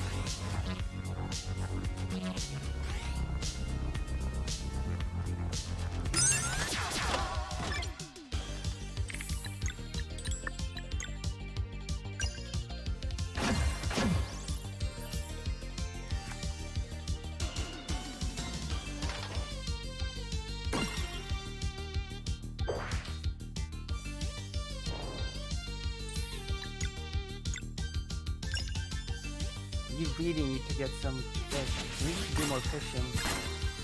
Are fish robots in this world?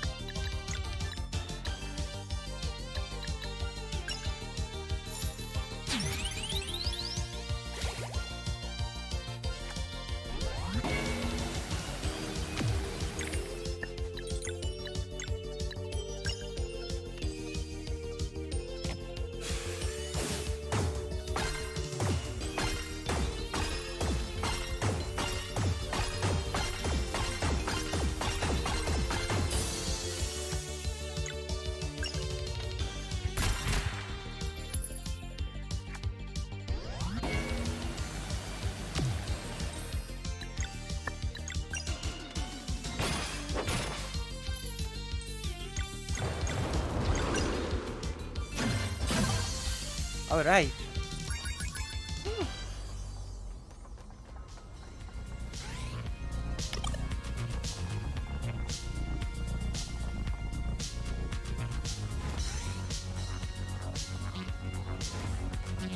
Huh.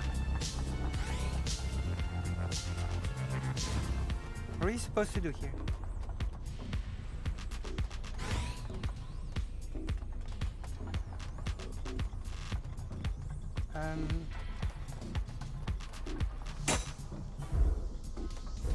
Oh.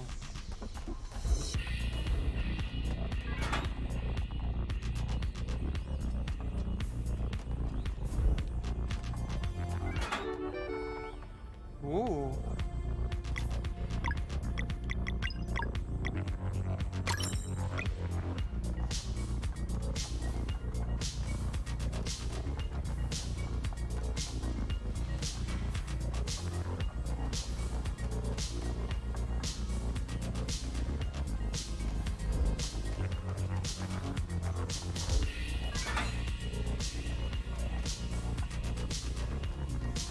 Certain item you picked up earlier.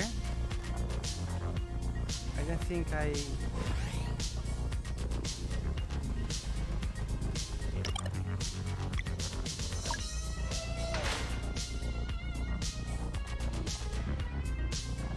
Please retrieve.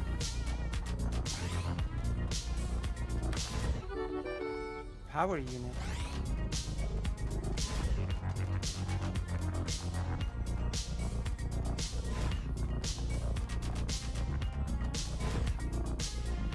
Fascinating, isn't it? Let's go to the other side.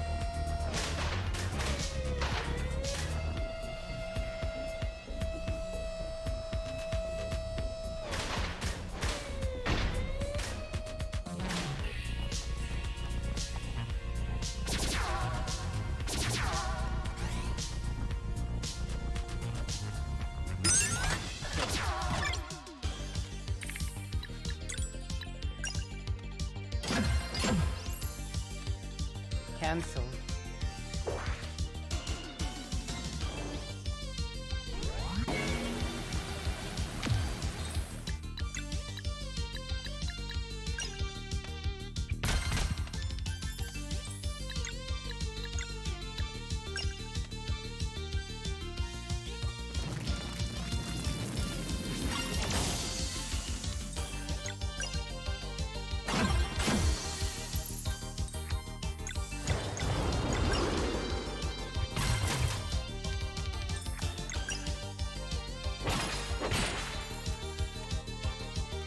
destroyed.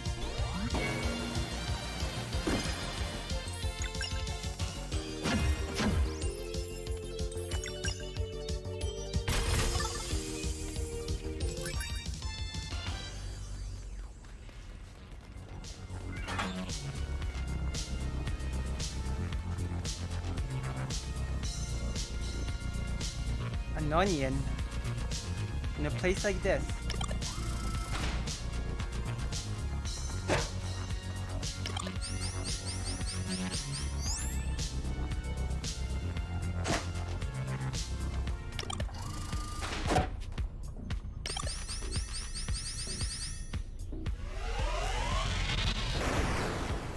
Wow.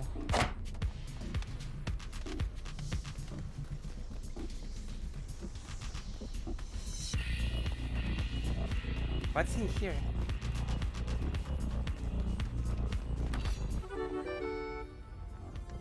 All right. We got it. Amazing. We're doing so well.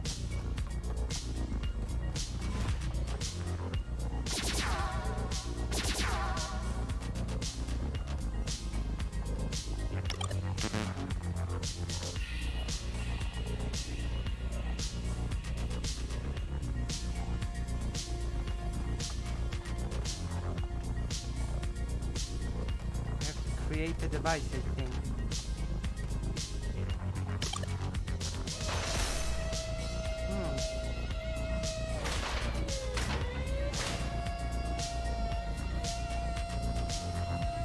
Here.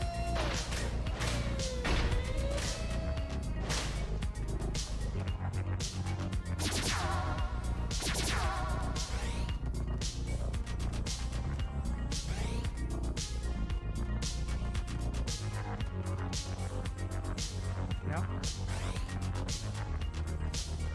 Oh no, wait, there was a different place. Never mind. You see?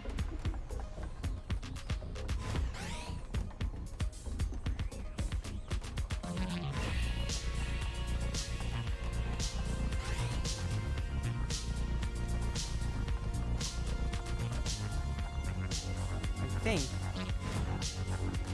I have to take those somewhere. We'll figure it out in a moment. We have to go forward.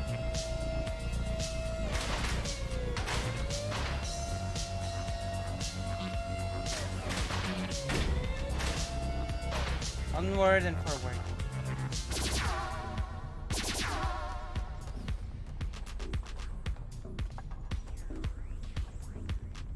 Yes.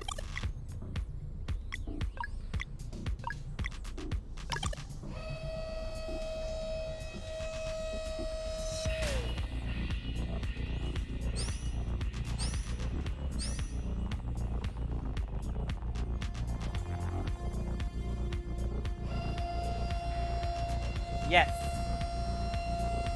Nice.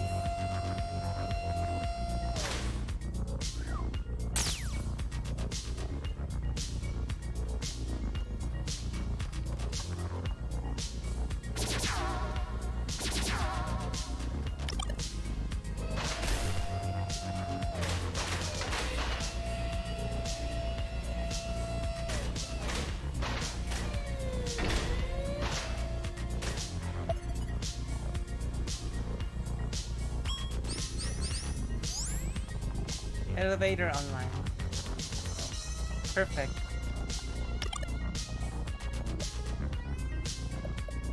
There's only one floor to go. What an elevator.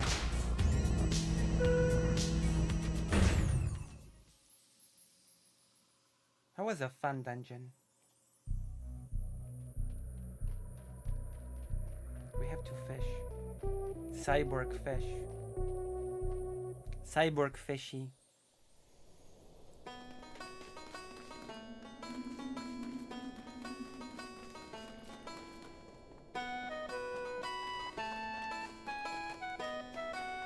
Right? The fish are cyborgs, I bet. They should be, logically speaking.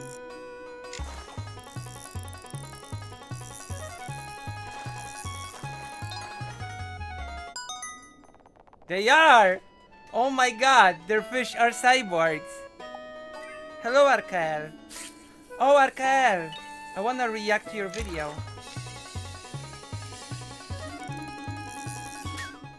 Because you talked to Gabriel Thingamajig on your stream. So I should react to it. Oh my gosh, the fish are cyborgs. It's so wild. Cyborg fish.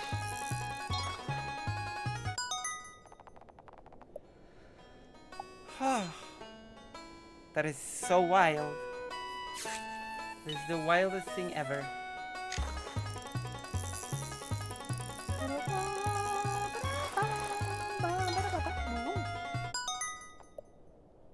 Feel that. Yep.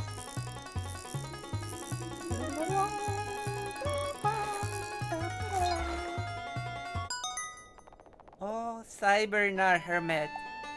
You're right on time for the boring stream. Fishing. Oh. Welcome to the boring stream.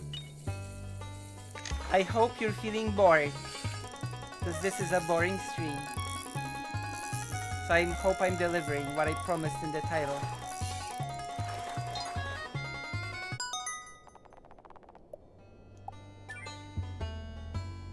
Right? Are you bored?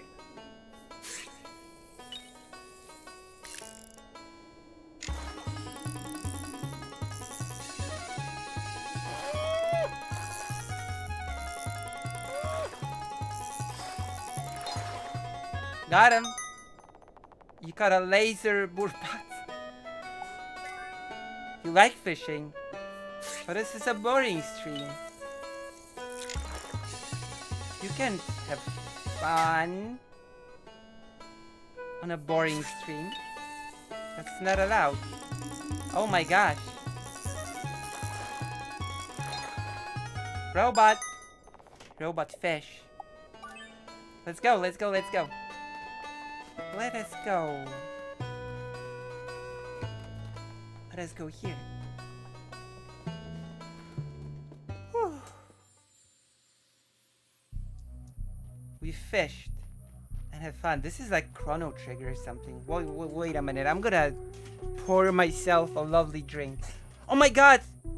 Hormone replacement therapy time. Should I be bored? I could try harder. It's a boring stream. Of course you should be bored. Otherwise, I'm not doing my job right. Okay? If you're not bored, then that means I'm not doing my job.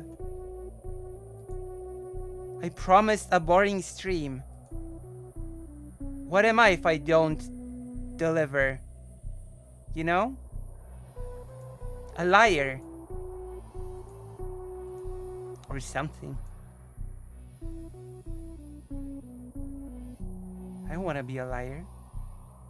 I always keep my promises. Sort of, kind of. You know what I mean?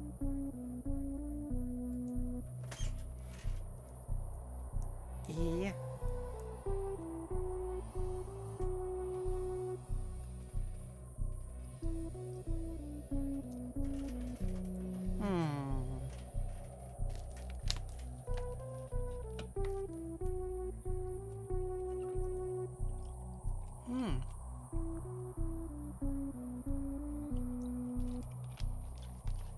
We should start reading books soon. You decided Poland. So we're gonna be reading about Poland. What a place. It's like a desert, sort of. Kind of.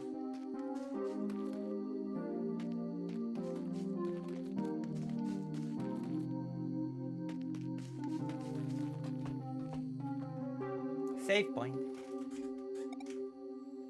Yeah, the ninja girl is a robot.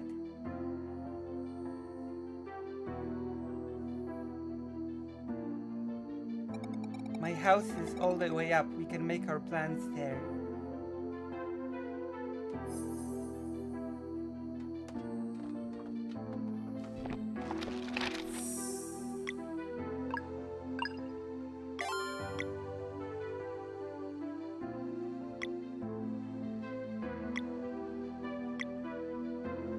She used to look like this. Now she looks like this. A robot. Okay, we're gonna read a book now. Are you excited to be bored?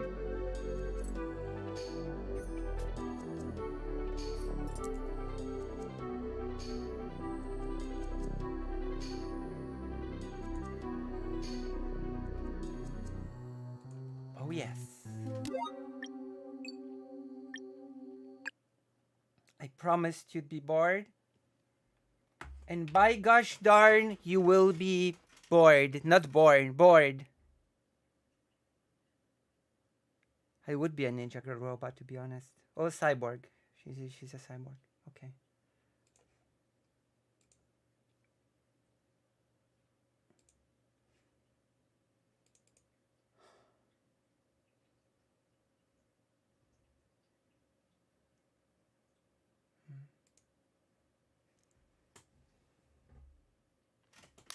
I'm opening a book by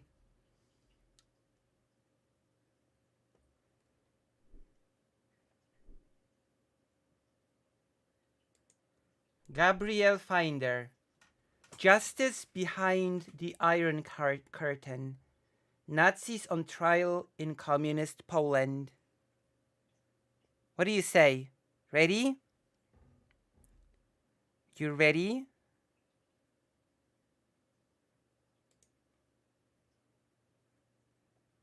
You ready for this?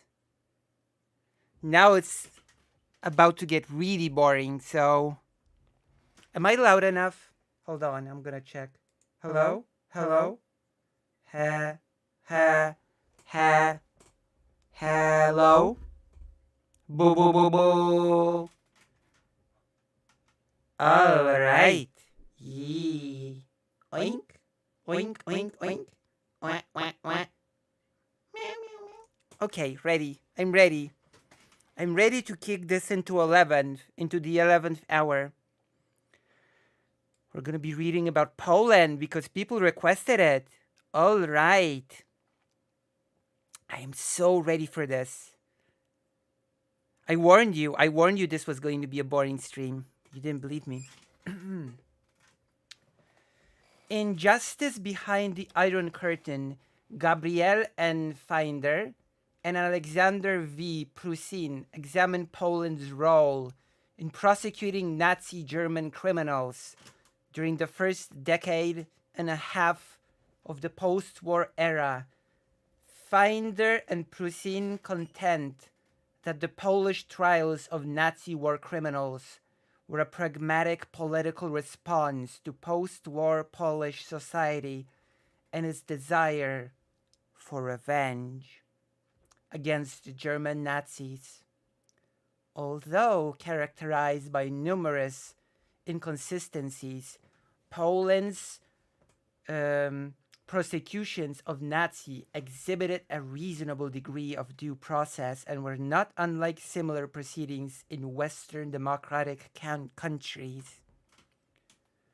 The authors examined reactions to the trials among Poles and Jews. Although Polish-Jewish relations were quite tense in the wake of the extremely brutal German wartime occupation of Poland, post-war Polish prosecutions of German Nazis placed emphasis on the fate of Jews during the Holocaust. Justice Behind the Iron Curtain is the first work to approach the Communist Poland's judicial post-war confrontation with the legacy of the Nazi occupation. German and European Studies.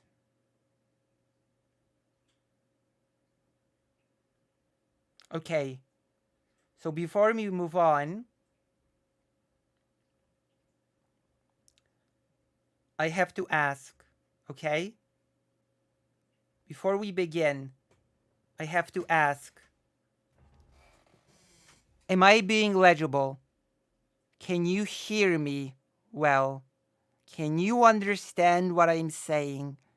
Was everything clear? I have to know. You have to tell me. I'm gonna brush my hair. I don't need this anymore, actually. I need feedback. It's already boring as it is, but if you can't understand anything I'm saying, then it's gonna be like ultra boring. Also, do you want to have the text on screen? That's my second question, or not? Here you go.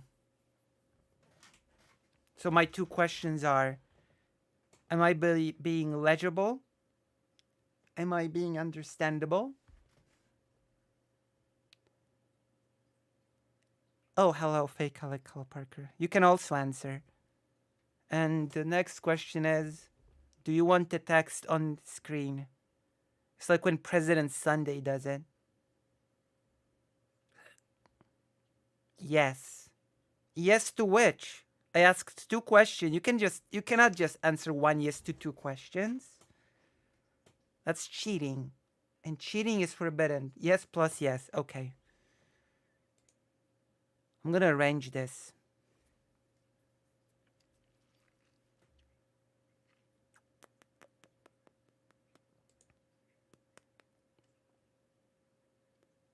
Oh yes.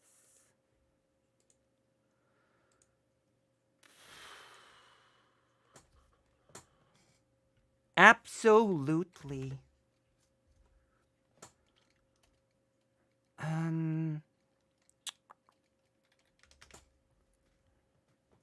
Absolutely.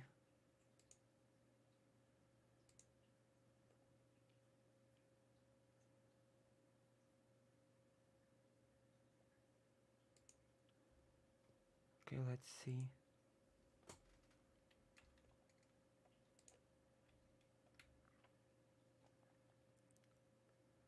I'm not sure if you'll be able to read it.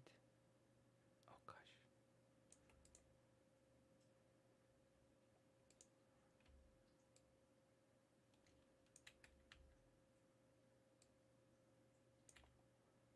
I'm gonna make it bigger.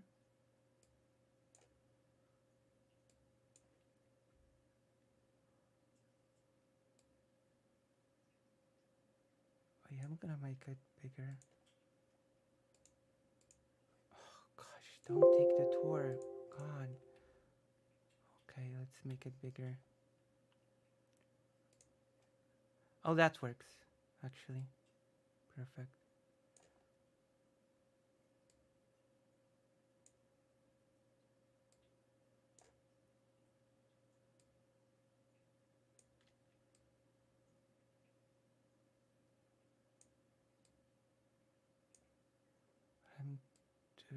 Okay. That works, right? Sort of. Now it works. Okay, that should be... I think that should be fine. It's readable, right? Let me see.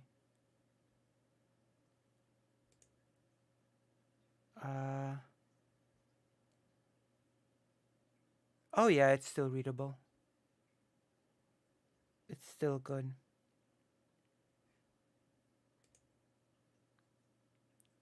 Still nice and readable. Okay, that works, actually.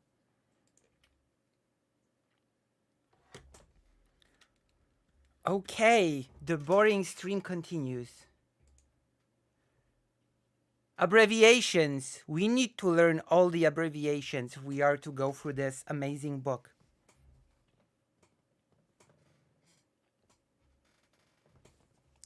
AAN, Archiwum Akt Nowych, Archive of New Files, Warsaw. AK, Armia Krajowa, Home Army the main Polish underground organization subordinate to the government in exile in London. BAL, Bundesarchiv Ludwigsburg, Central Office for the Investigation of National Socialist Crimes, Ludwigsburg, Germany. CKŻP, Centralny Komitet Żydów w Polsce, Central Committee of Jews in Poland. CZKH, Centralna Żydowska Komisja Historyczna, Central Jewish Historical Commission. GKBZN, Główna Komisja Badania Zbrodni Niemieckich w Polsce. Main Commission for the Investigation of German Crimes in Poland, in 1949 renamed Główna Komisja Badania Zbrodni Hitlerowskich w Polsce. Main Commission for the Investigation of Hitlerite Crimes in Poland, GKBZH. GL, Gwardia Ludowa, People's Guard, the communist underground organization subordinate to the Polish Workers' Party, PPR, in January 1944 renamed Armia Ludowa, People's Army AL. HSSPF, Führer SS und Polizeiführer, Supreme SS and Police Leader. IMT, International Military Tribunal. IPN, Instytut Pamięci Narodowej, Komisja Ścigania Zbrodni przeciwko Narodowi Polskiemu. Institute of National Remembrance, Commission for the Prosecution of Crimes against the Polish Nation, Warsaw.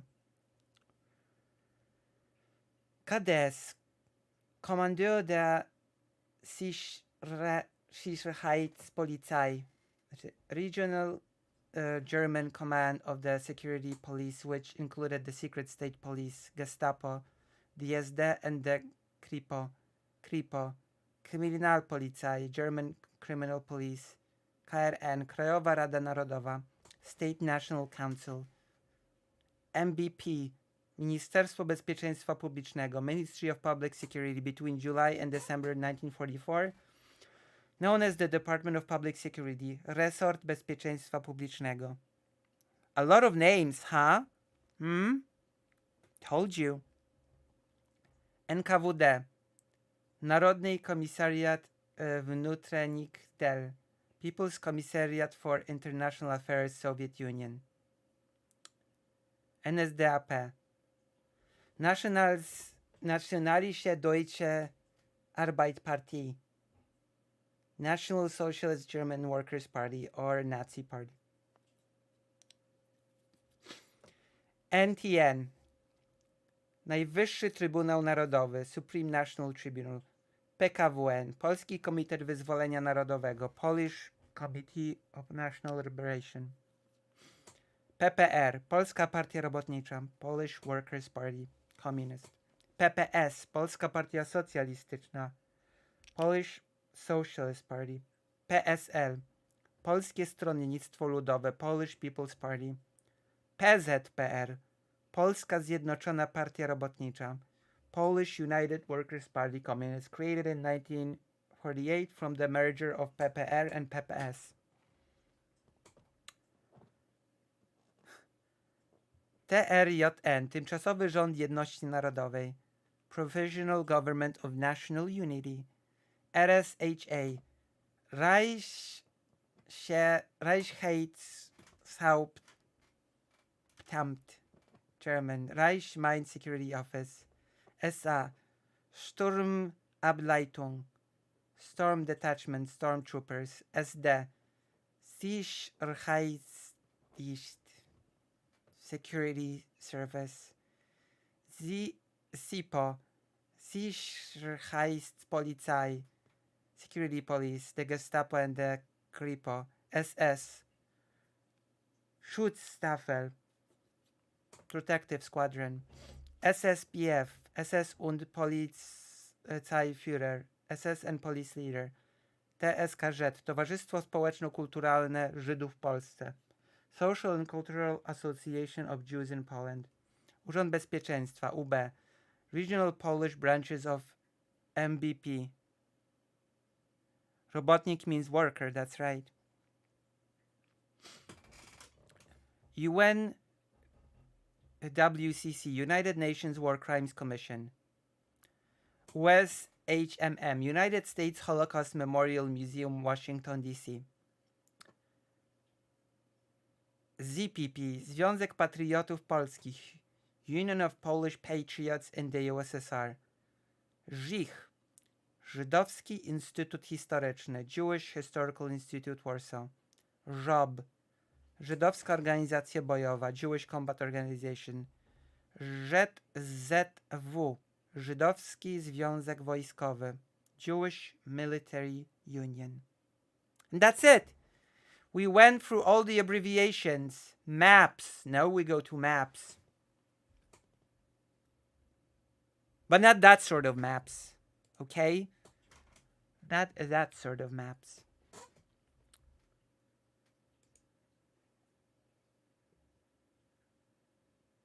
Robotnik erasure. So this is the map of Poland from before World War II. Map of Poland, 1939-1945.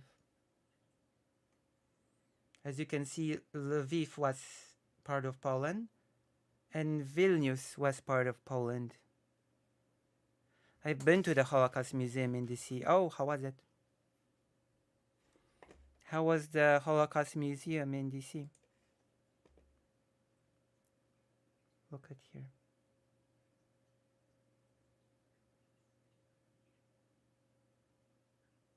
Boom.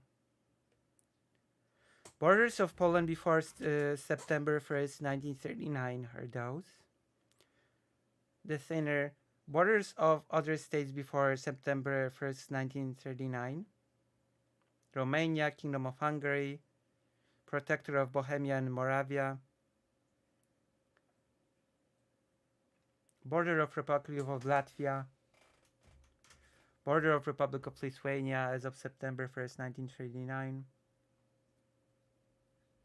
province of East Prussia,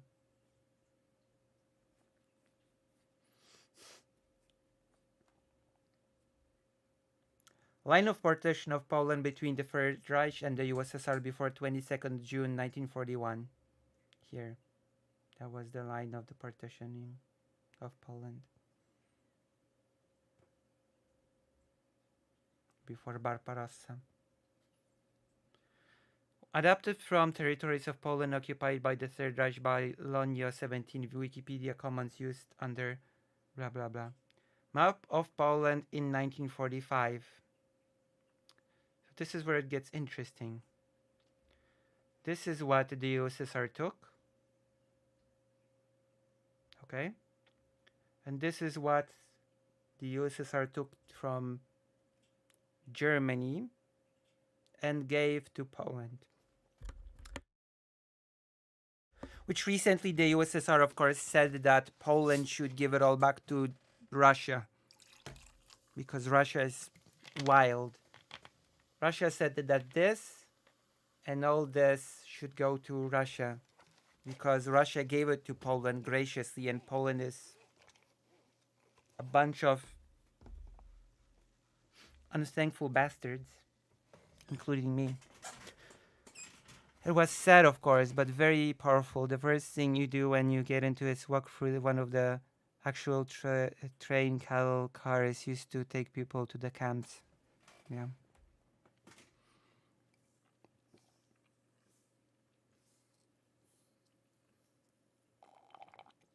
I heard it's very immersive.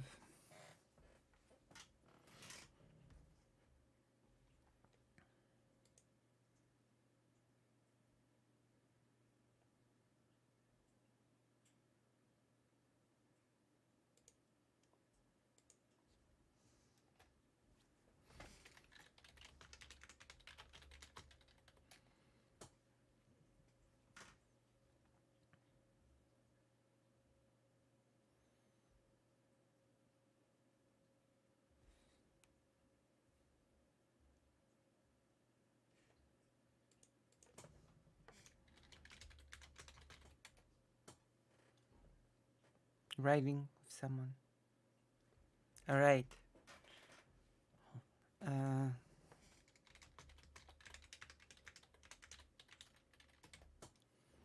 so how is it? Is everybody bored yet? Is anyone bored? I bet people are bored already. Good. That is the whole point. That is the whole point.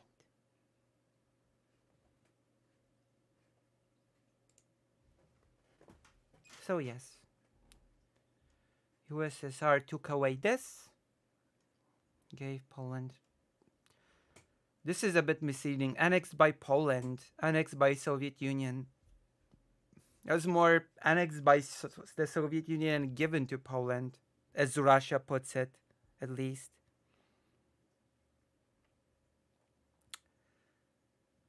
This page intentionally left blank.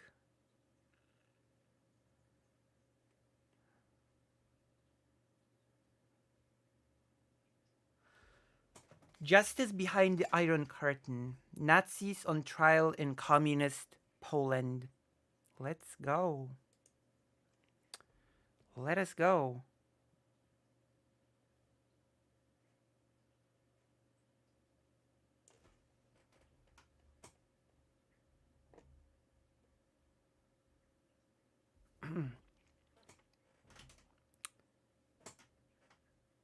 The overarching subject of this book, which is reflected in its title, is Poland's post-war confrontation in its courts of law with the legacy of its occupation by Nazi Germany during the Second World War.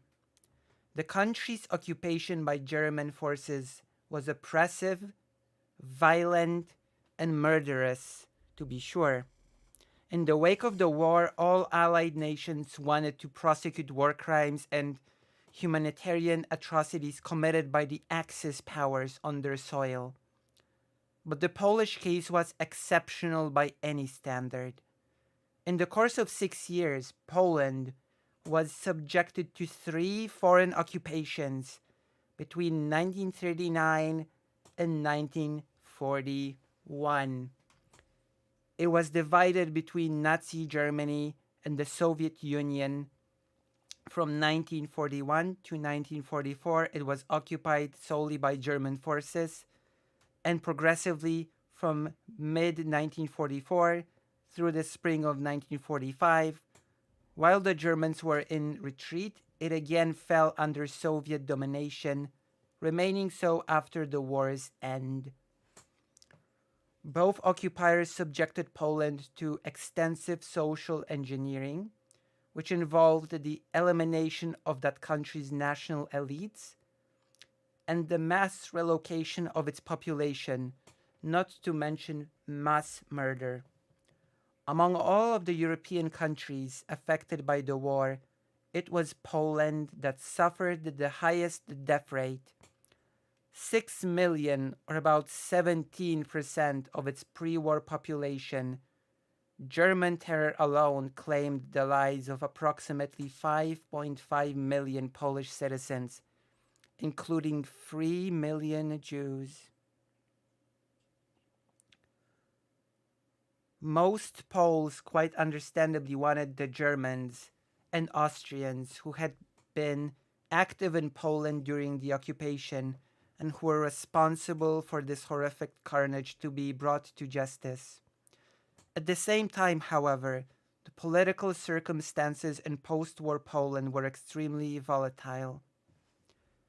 Under the protection of the Soviet army, Polish communists formed into the Polish Workers' Party, Polska Partia Robotnicza, PPR, maneuvered first to seize power and then to consolidate it.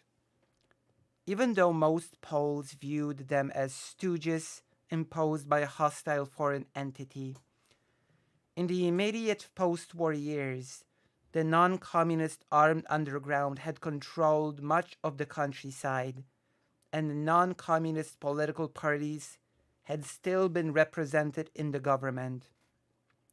But after Polish communists consolidated power in the late 1940s, culminating in the merger of the PPR with the left-wing Polish Socialist Party, Polska Partia Socjalistyczna PPS, and the subsequent establishment of the Polish United Workers' Party, Polska Zjednoczona Partia Robotnicza PZPR.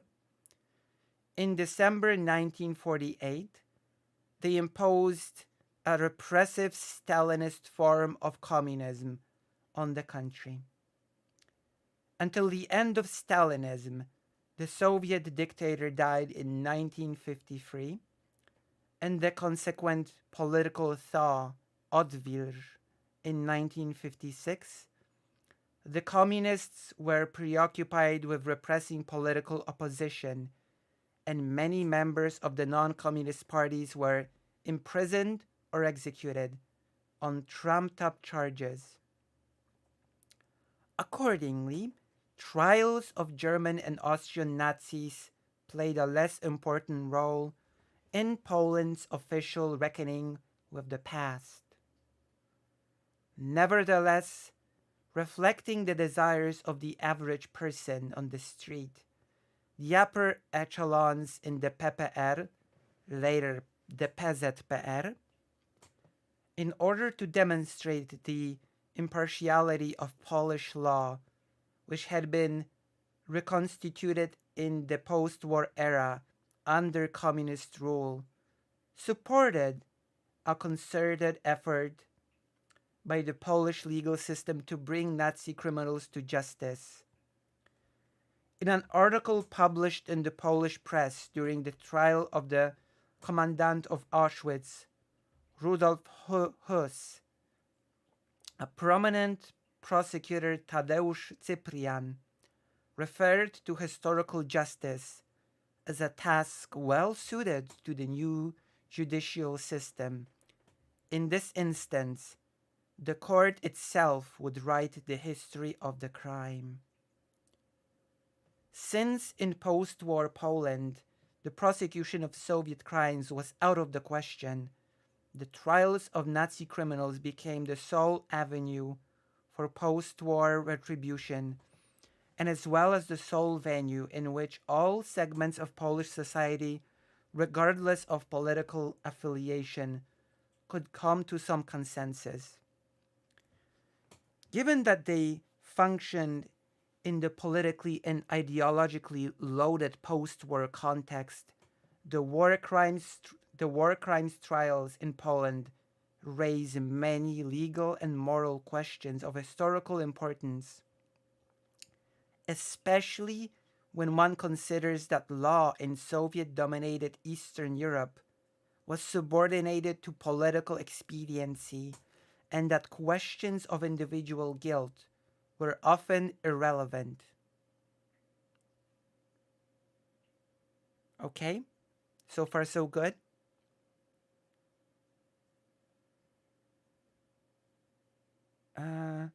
Because the communist regime was preoccupied with eliminating political opposition, both real and imagined thousands of Polish citizens were convicted of war crimes for ostensibly aiding or collaborating with the Nazi occupation regime. Between 1944 and 1956, Polish courts convicted about 17,000 individuals for war crimes. Only 1/3 of these people, some 5,500, were German or Austrian, nationals or ethnic Germans, Volksdeutsche. As of 1954, 84,200 political prisoners were incarcerated in Poland, having been sentenced under various charges. Again, 84,200 political prisoners. 84,200 political prisoners. That's a lot, right? A lot of political prisoners. In the Lublin district between 1944 and 1954, the courts convicted 1,200 members of opposition. No, 12,000. Sorry. I, I guess my reading is not as good as I thought. I can't even read numbers. I'm going to read this again. I'm going to do a second reading of that. 1,200. I wish. In the Lublin district between 1944 and 1954, the courts convicted 12,000 members of opposition and resistance groups, 550 of whom were sentenced to death. But they tried only 141 Nazi criminals, 17 of whom received the death penalty. To add insult to injury, Polish authorities often incarcerated members of the wartime Polish non-communist resistance to Nazism in the same prison cells as senior Nazis.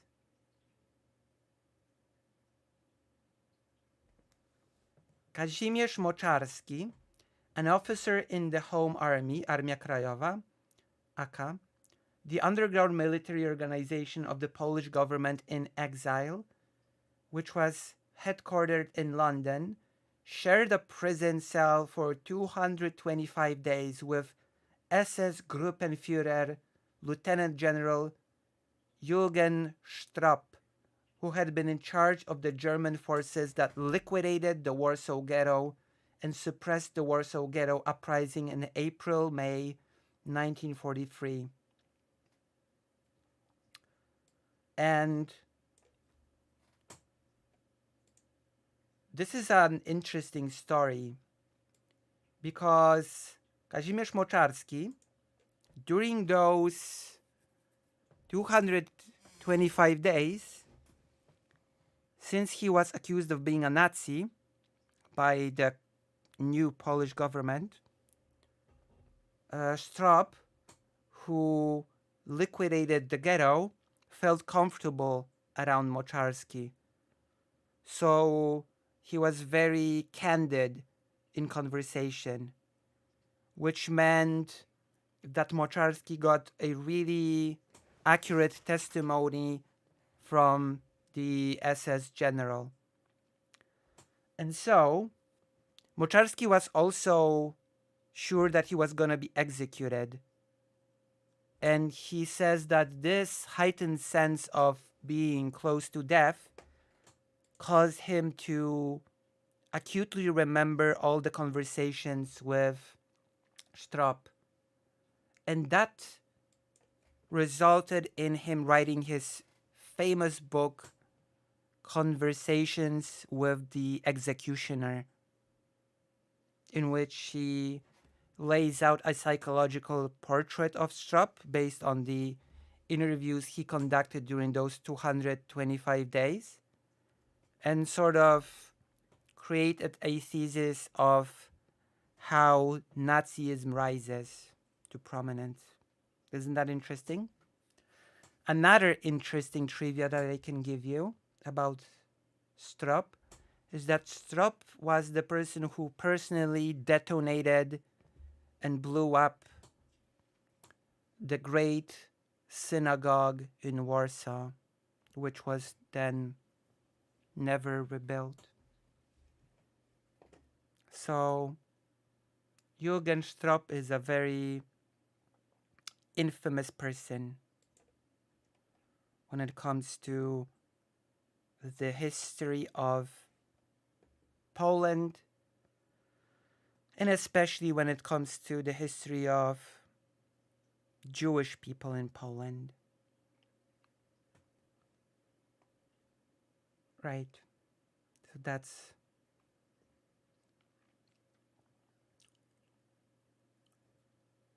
August Emil Fieldorf, alias Nil, a Polish brigadier general and commander-in-chief of the AK after the failure of the 1944 Warsaw Uprising, spent time in the same cell as Jakob Sporenberg, SS and police leader, SS und Polizeiführer, SSPF, of the Lublin district, and Stanisława Rachwał, a member of the Polish resistance in Kraków, encountered Maria Mandel, the vicious supervisor of the women's camp in Auschwitz in Krakow's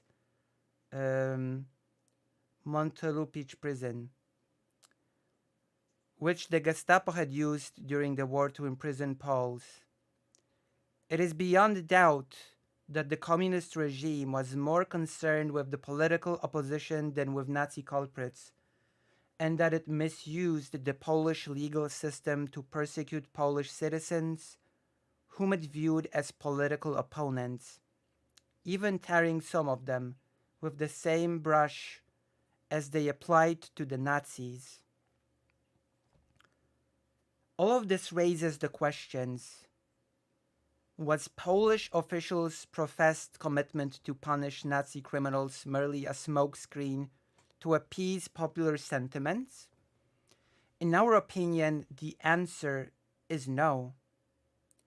Poland was more persistent than any of the other Soviet satellites in pursuing Nazi criminals and investigating Nazi crimes.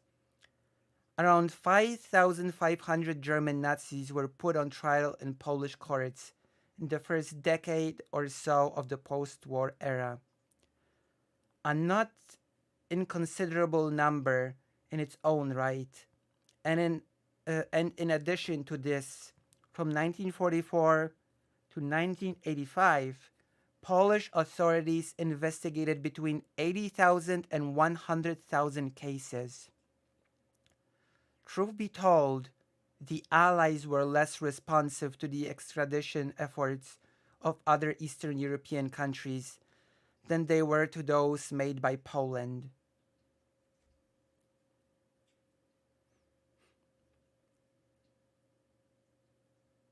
Even so, the Allies were supportive of Polish efforts only to a degree.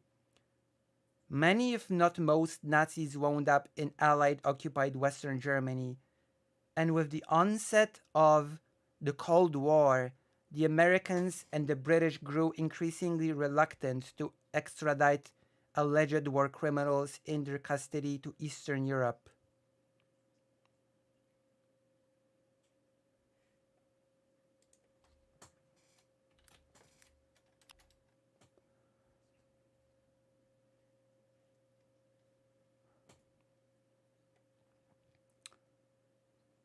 Yeah, a lot of Nazis were employed by Western countries. I think scientists, I think also soldiers were basically put back in the service of Western Germany, sort of given like a new lease in life.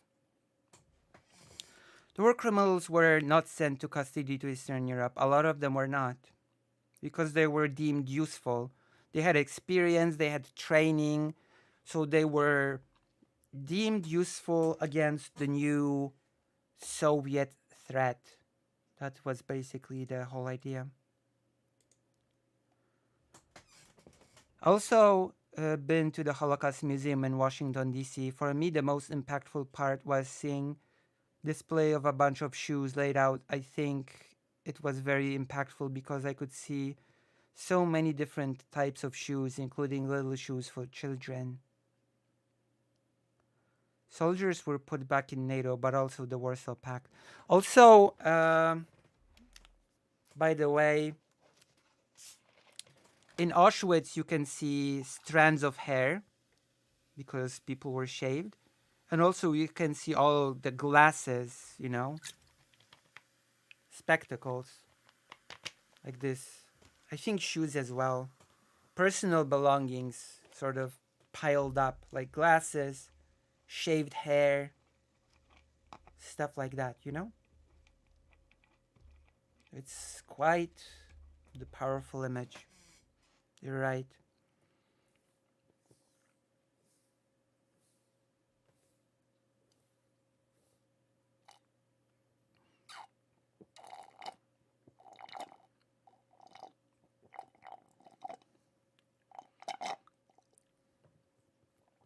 That shoe stuff is a memorial in Hungary, Duna River. I think it's a pretty powerful image.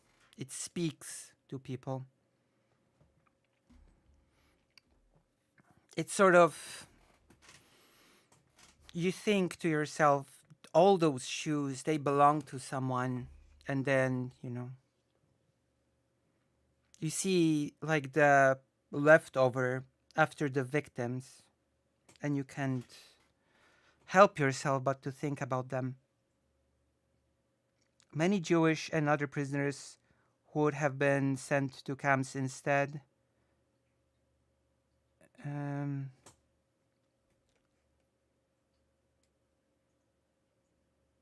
Shot in the river as the transportation could not cope.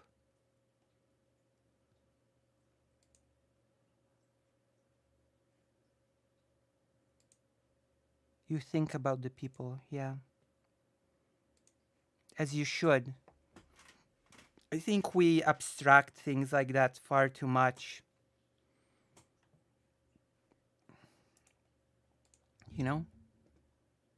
It becomes just an abstract thing sort of outside of us, and I think we should be more incentivized to actually think of the people, if that makes sense. I'm gonna show what Karasu linked on stream. One moment.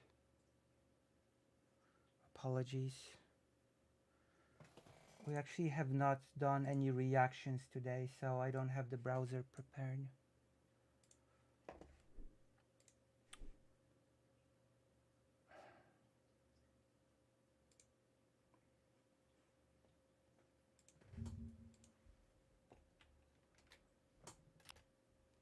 These are the shoes in Hungary. Okay? These are the shoes showed by Karasu in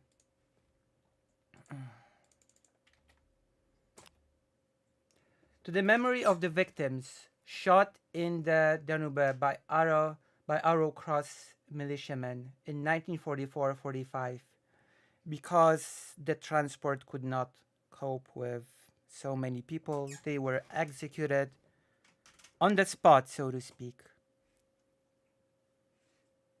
Which close to the chain bridge.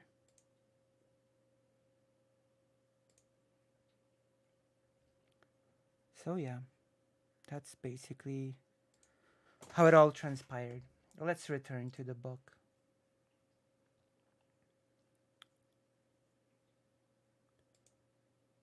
Okay, let's return to the book.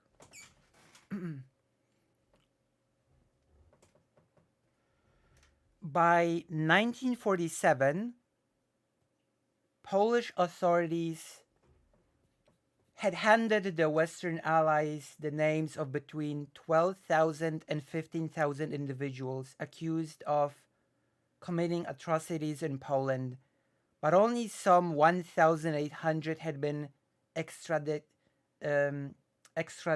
to Warsaw by 1949, when the extraditions were suspended because of the Cold War, I suspect, because the interests have changed and fighting a new battle against a new enemy took precedent above justice, basically.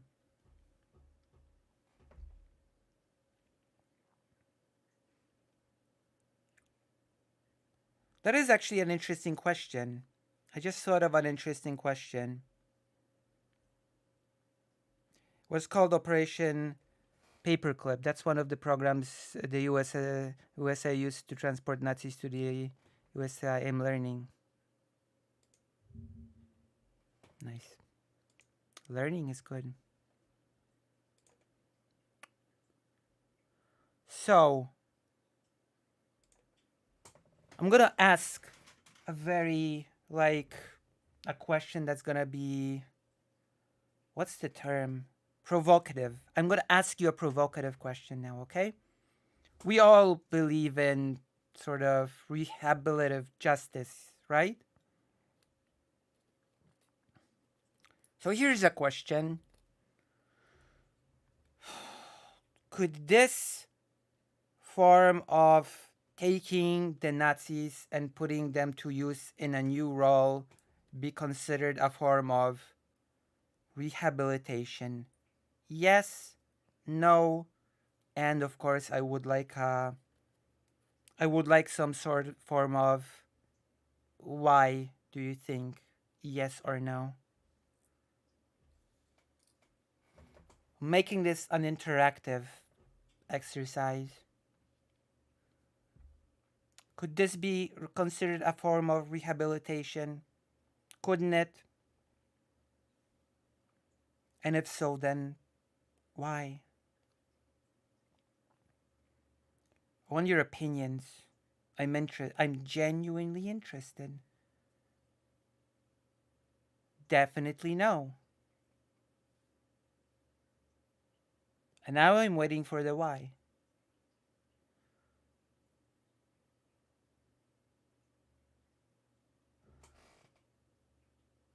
Because the Nazi belief at no point were challenged, let alone reformed. Very nice. Anyone else? Anyone else? Anyone else? Anybody else? Anybody else in the class? Gosh, like a real teacher. Like a real teacher, I call my students to go to the board. No, because just putting them to work won't change them. They have to change first. Kitani has a good idea. Their beliefs need to be challenged. Interesting. Okay. That's good enough for me. That is good enough for me.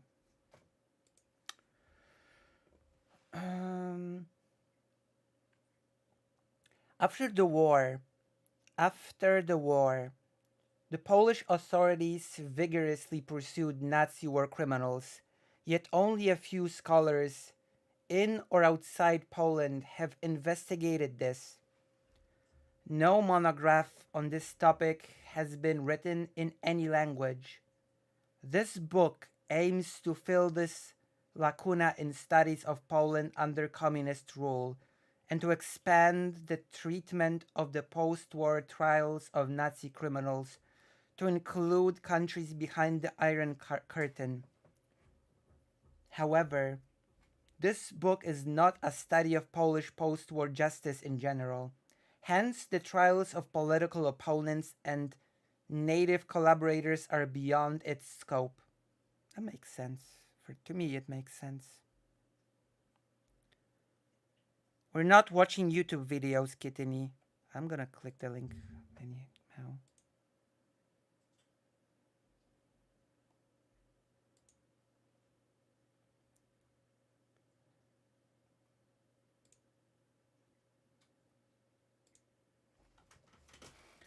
By some accounts, Werner von Braun did change.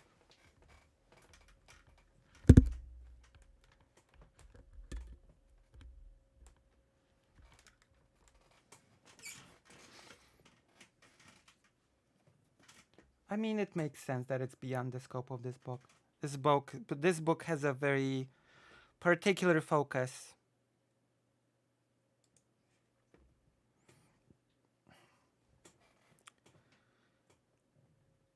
I'm gonna go to the toilet now. Be right back. If you are enjoying this boring stream, okay, if you're enjoying this super boring stream, then please use the new Lucy emote on the page and write something with enthusiasm. Be enthusiastically bored, okay? Be bored with enthusiasm. Show some enthusiasm in being bored, and I'll be right back from the toilet. Be actively bored.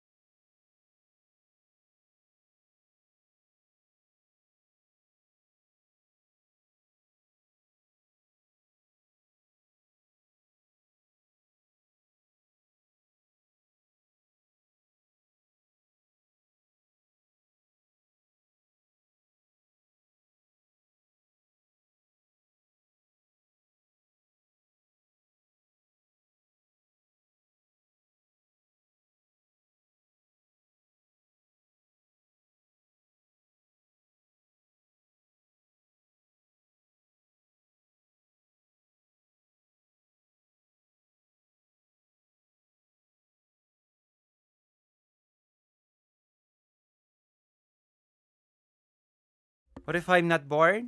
I'm back. What if I'm not bored?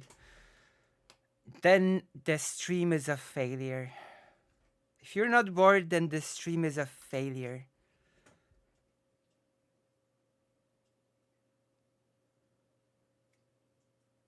All right, let's go. Let's continue. Let's continue this amazing effort to educate ourselves and to get bored. Let's get bored together like a family.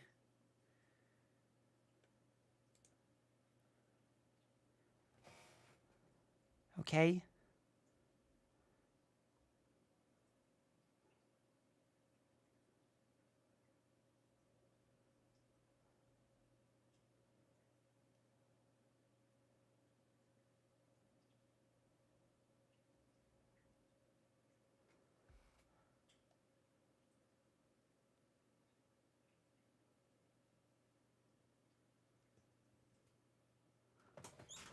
Who's you want to fail though?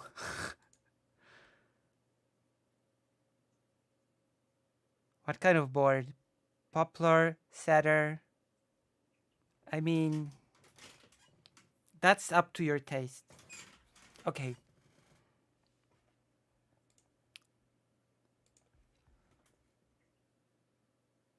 The family's never bored in oh my god. Oh boy. I think we might go through one piece of news today because it was so wild that I just couldn't believe it. We're gonna talk about some US news, okay? You're all gonna be shocked with me. You're not gonna be bored during that segment, that's for sure. That's gonna be, oh. I don't even know how to call that segment. I don't even know how to prepare you for this segment. So just to give you a taste, and even if I tell Even if I call it like this, you will not guess what segment that it is. So I'm just gonna tease you and say it's a Destiny segment, okay? We're gonna do a Destiny segment later. It's amazing. You're gonna I'm sure you're gonna love it. I'm sure you're gonna appreciate it just as much as I do. But now let's return to the book. Oh, you know what I'm talking about. Oh boy, with Utro. Don't spoil it to the others. If it's the thing that I'm thinking about, then don't spoil. Hello, Maya Mayor.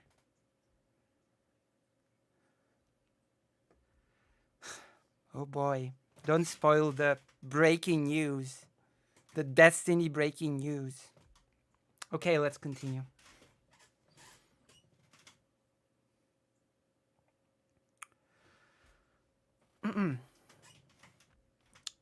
In this book, we advanced two intertwined arguments. First, we contend that the post war trials of Nazis in communist Poland, ending with the trial of Erich Koch in 1959, were not Stalinist type show trials.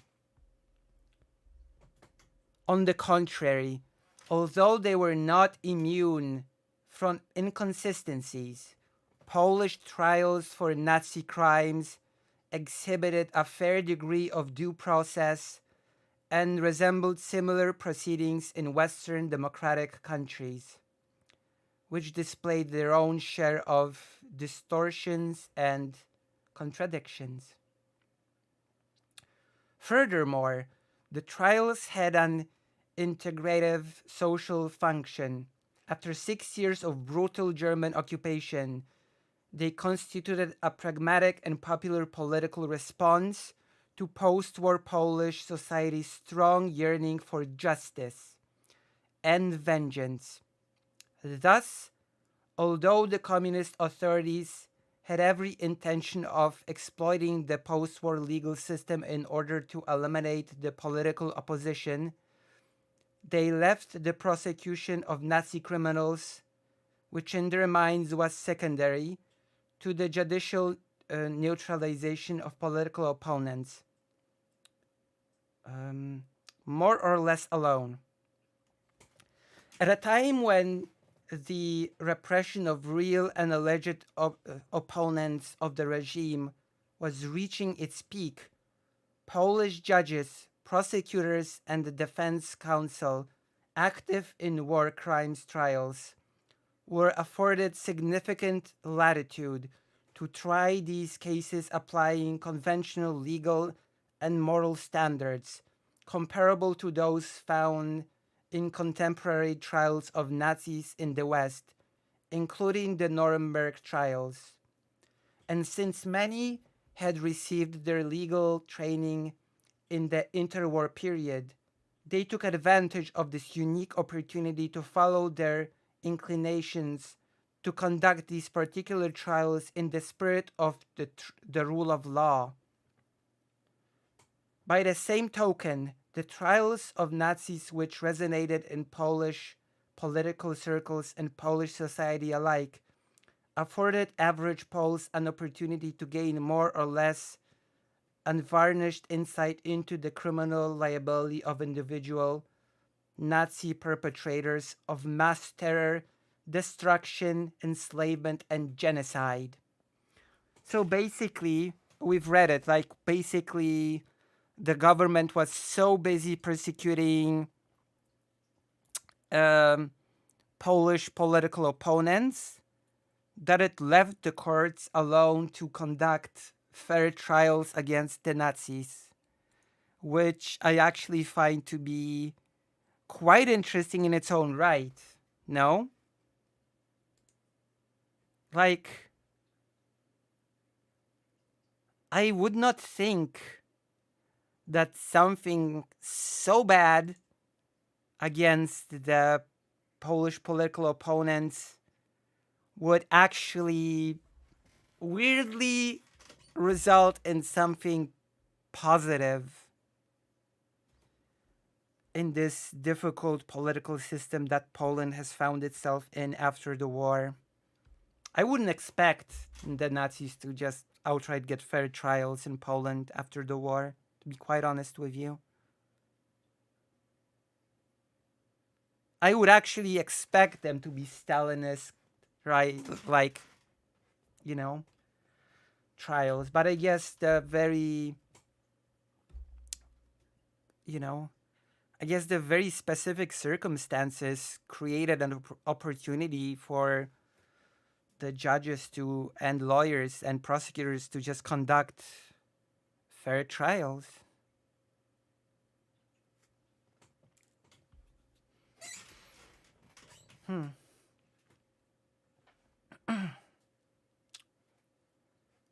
Indeed, the Polish trials of Nazi war criminals legitimized the communist regime to some degree, both within and outside of Poland. I guess there was this aspect as well of building legitimacy within the population. And keep in mind, that was sorely needed for the new government because it was very, very unpopular among the Polish population.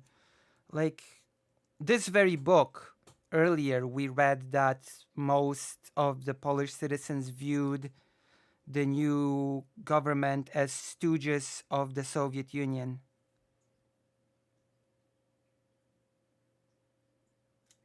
You know? A lot of Polish people did not accept the new government because it was seen just as a puppet government of the Soviet Union, which it was. Let's be honest about that.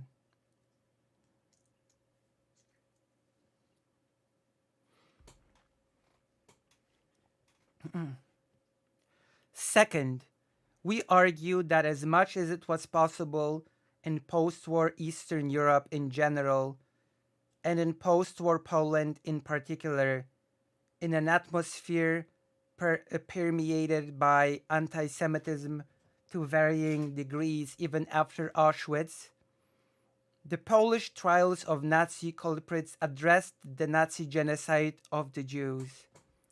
That is to say, the Holocaust, in a relatively open and even-handed manner. Every country that had been subjected to German occupation was confronted with two interwoven and vexed issues: the tragedy of its ethnic majority and the tragedy of its Jewish minority. Across Europe, the governments of the countries that Germany had occupied took pains to shoehorn the fate of their Jewish populations into a context adapted to their distinctive permutations of collective national memory. The communist regime in Poland was no different in this regard.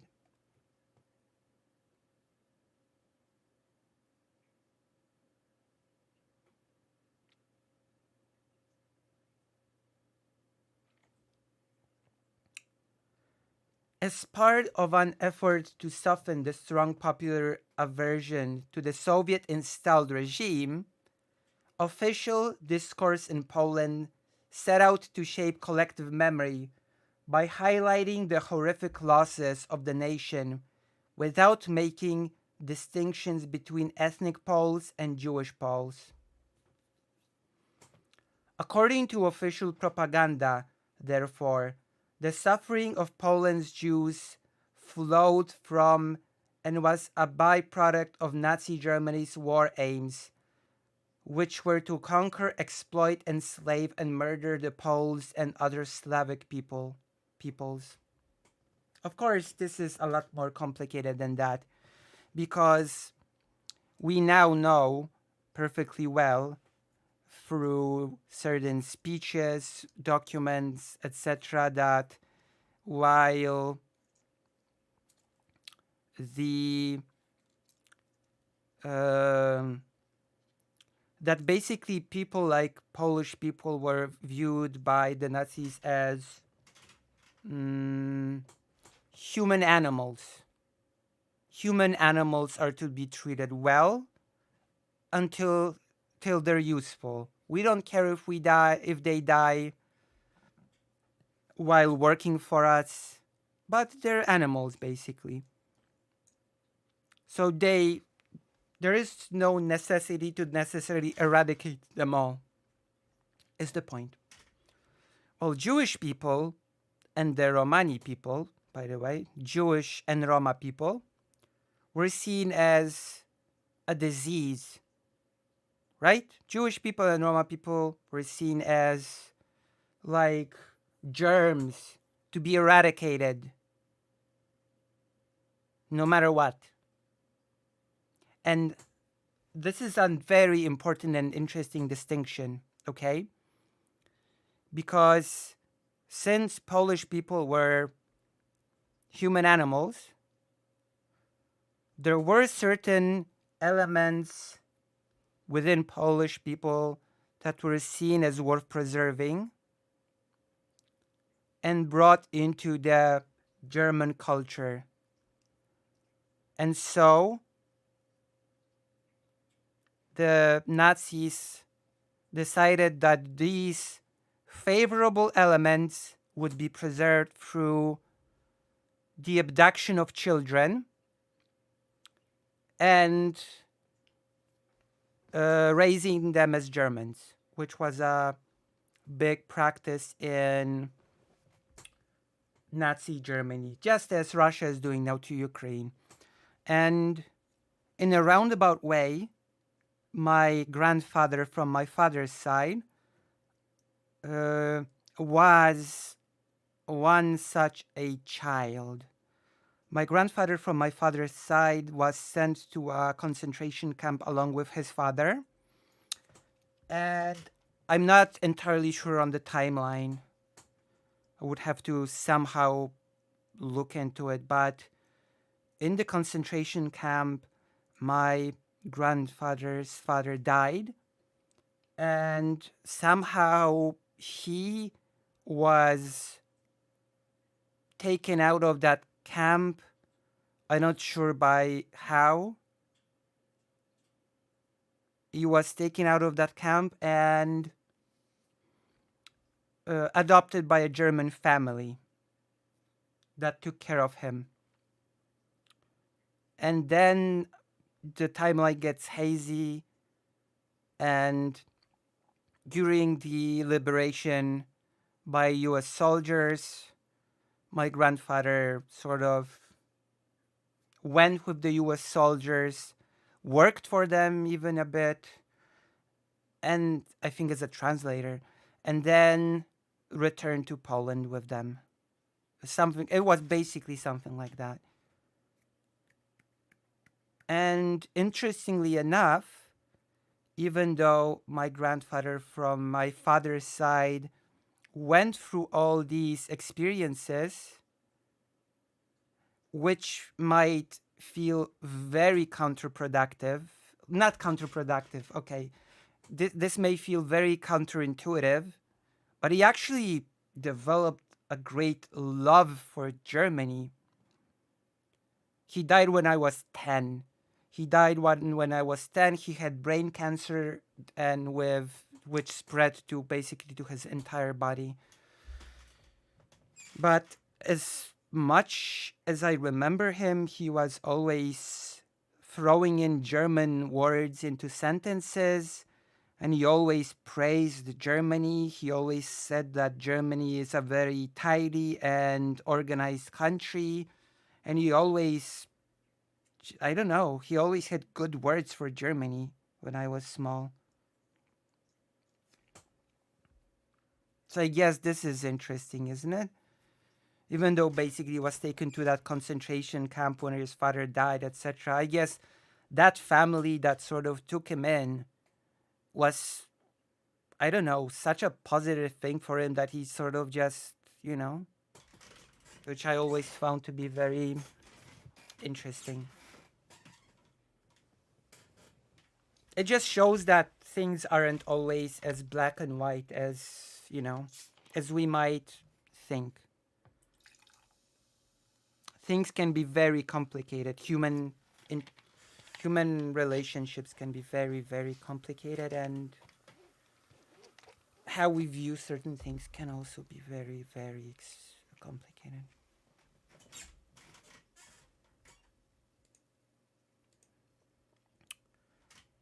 Okay, let's continue with the book. So yeah, this is a very important distinction, that Jewish and Roma people were just seen as people to be eliminated no matter what. There was no kidnapping of Jewish children, or Jewish children were to be exterminated. Because there were, in the eyes of the Nazis, there were no redeeming qualities to Jewish people or the Roma people.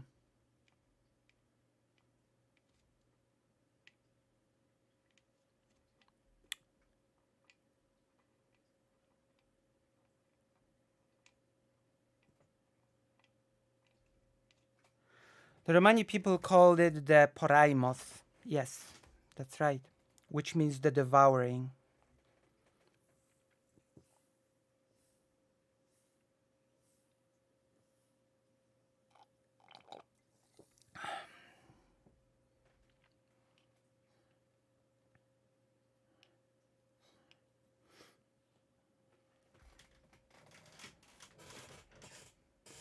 All right, let us continue.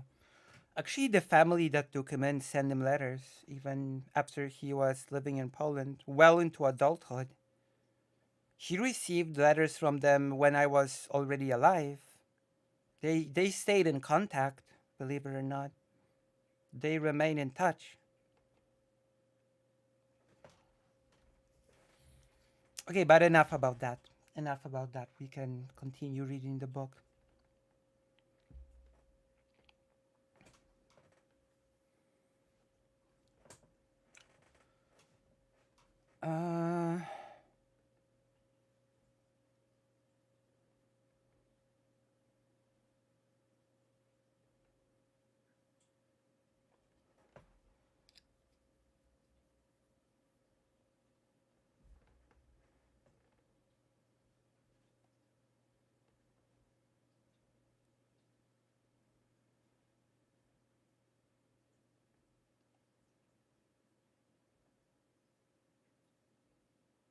Okay, we finished here.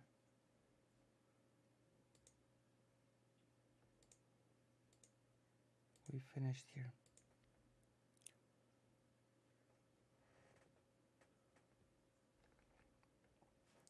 But, one moment. But, in Poland, the communist monopoly on memory was never ironclad, and despite official efforts to dictate memory, Polish and Jewish memories were dynamic rather than static. So it was in particular in the Polish trials of Nazi criminals.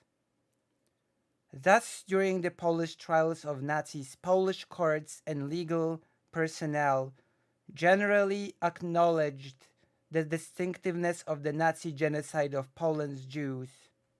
Very good. Very good. That is very good to hear. Indeed, this became a central issue in several trials. The trial of Rudolf Höss, the commandant of Auschwitz, is the best known in this regard. But it was not the only one. The trials of Eugen Stroop, Amon Goth, the commandant of the Płaszów concentration camp, and Hans Biebow, the Nazi official in charge of the Łódź ghetto, could well, before the 1961 Eichmann trial in Jerusalem, justifiably be regarded as Holocaust trials, since they specifically with the genocide of Jews. Since they dealt specifically with the genocide of Jews.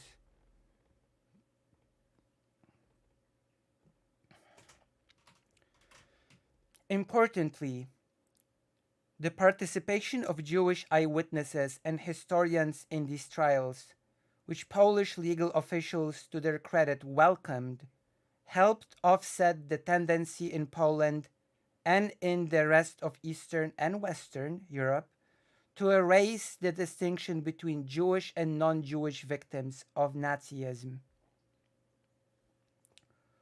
For their part, Jews in Poland and elsewhere considered it their solemn duty to help bring Nazi perpetrators to justice. Professional and amateur historians from within the surviving remnant of Polish Jewry formed the Central Jewish Historical Commission, Centralna Żydowska Komisja Historyczna, CZKH, succeeded by the Jewish Historical Institute, Żydowski Instytut Historyczny Żych, which has its the Jewish Historical Institute, Żydowski Instytut Historyczny Żych, is located at which used to be the biggest Jewish library in Warsaw,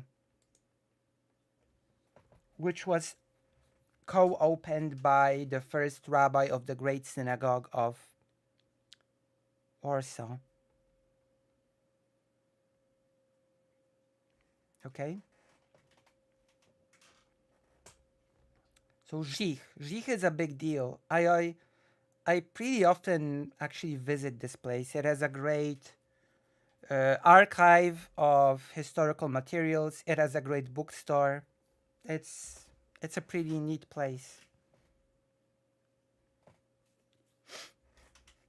So I got quite a few good books from there. In large part to gather evidence of Nazi crimes against Jews for use at trials. To this end, they interviewed thousands of survivors and collected and analyzed thousands of German documents. Many Jewish historians would eventually prepare reports and testify in court in their capacity as expert witnesses for the prosecution. Thus, the Polish trials of Nazis became in one way a site of what literally scholar Michael Rothberg would call multidirectional memories, Rothberg's term for the multidirectional memories, Rothberg's term for the productive, intercultural, and often unexpected interaction of memories in an open and contested public sphere. But the trials were not immune from what Rothberg calls competitive memory. Wanting to remain relevant and to be asked by Polish legal officials to return to testify in future trials, Jewish historians were reluctant to press the decisive quality of Jewish suffering too far. Thus, to the chagrin of many of Nachman Blumenthal's colleagues in the CZKH, who wanted him to be a forceful advocate for the Jewish people as an expert witness for the prosecution in the trial of Rudolf Hoss, he testified that Poles and Jews shared a common enemy. Even so, the Polish trials of Nazis went a long way towards bridging the long-standing gap between ethnic Poles and Polish Jews, a gap made wider during the war years and by the post-war anti-Semitism. But they did not close that gap, sadly.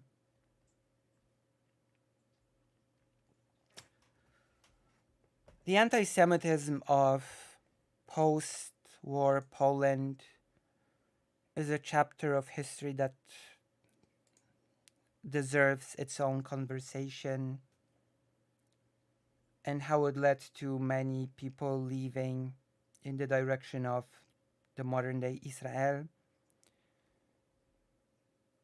But we'll talk about it some other time. Today we focus on reading about the trials. Today we read about the trials.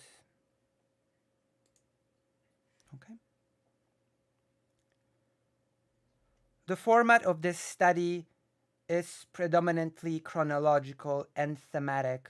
Chapter 1 describes the immediate post-war prosecution of Nazis in Poland from 1944 to 1947.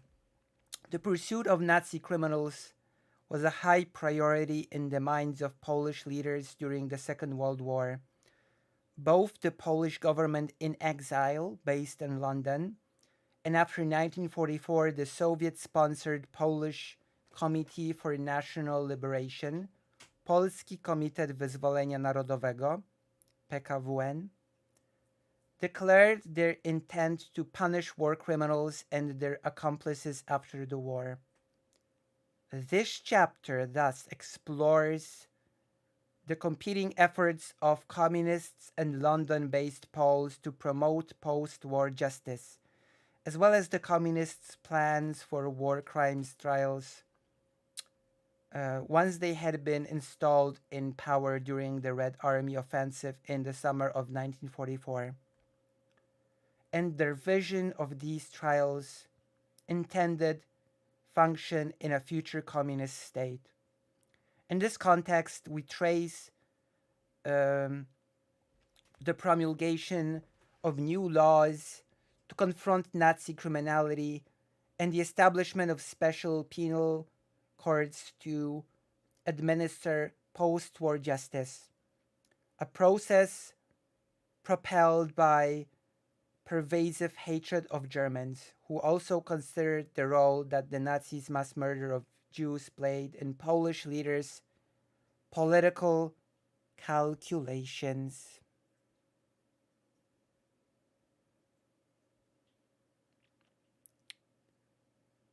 So yeah, that's chapter 1. What do you think? What do we think?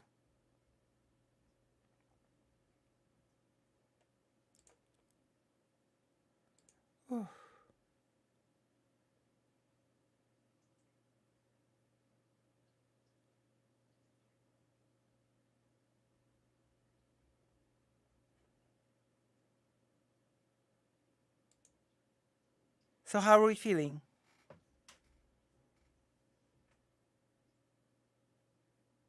How was that? Let's see how long we've been reading. I feel like I've been reading for a while. Oh my gosh. I feel like we've been, wow. How long have I been reading?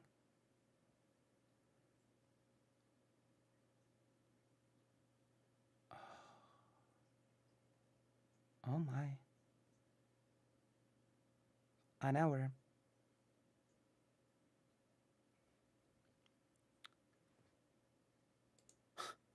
Debate. It's okay. You can listen to it back. Okay, give me some feedback to this. Does this feel like nice content? Do you like it? Did you like this? I called it a boring stream, but that's because I think not many people would be interested in book reading on stream. How was it? I mean, we also discussed a few things. It wasn't just dry reading.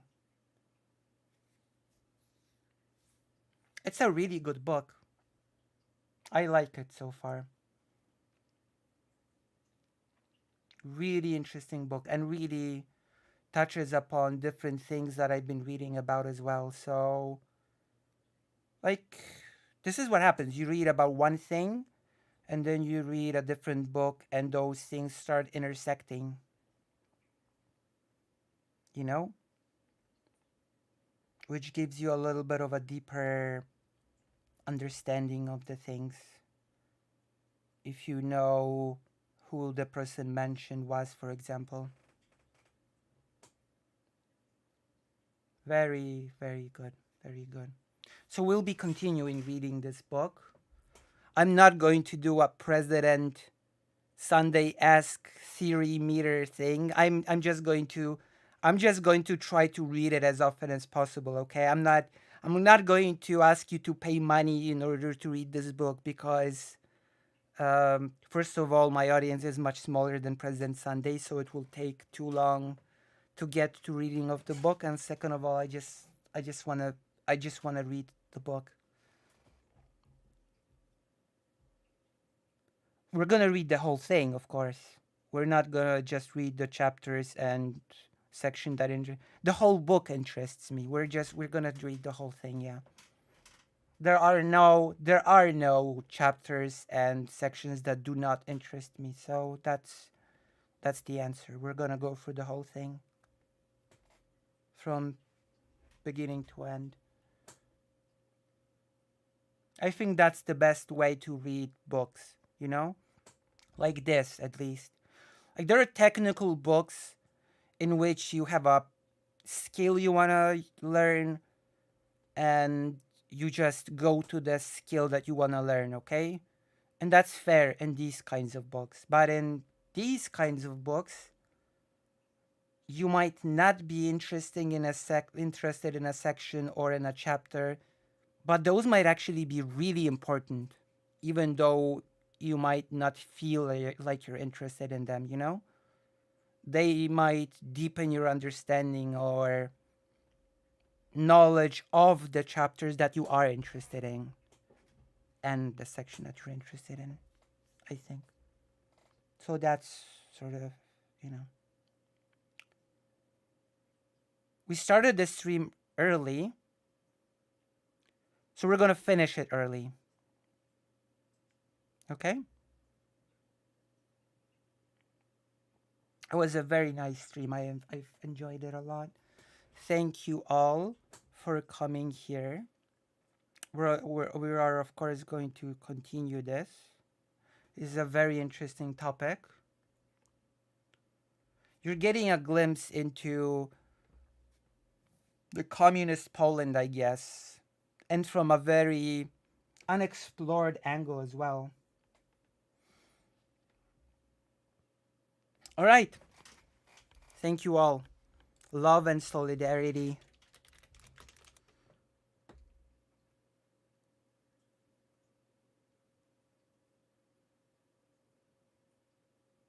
What about the American React material? Oh, tomorrow. I don't have the strength for it anymore. I'm tired. I'm pooped. We're gonna do the Destiny segment tomorrow. I'm sorry. I apologize.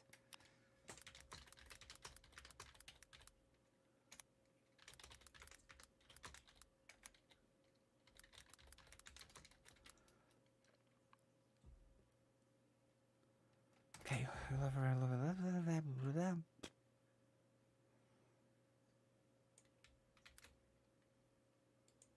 Oh. It's wild. Maybe I'll stream early tomorrow as well. I'll show you. Okay. I'm gonna finish the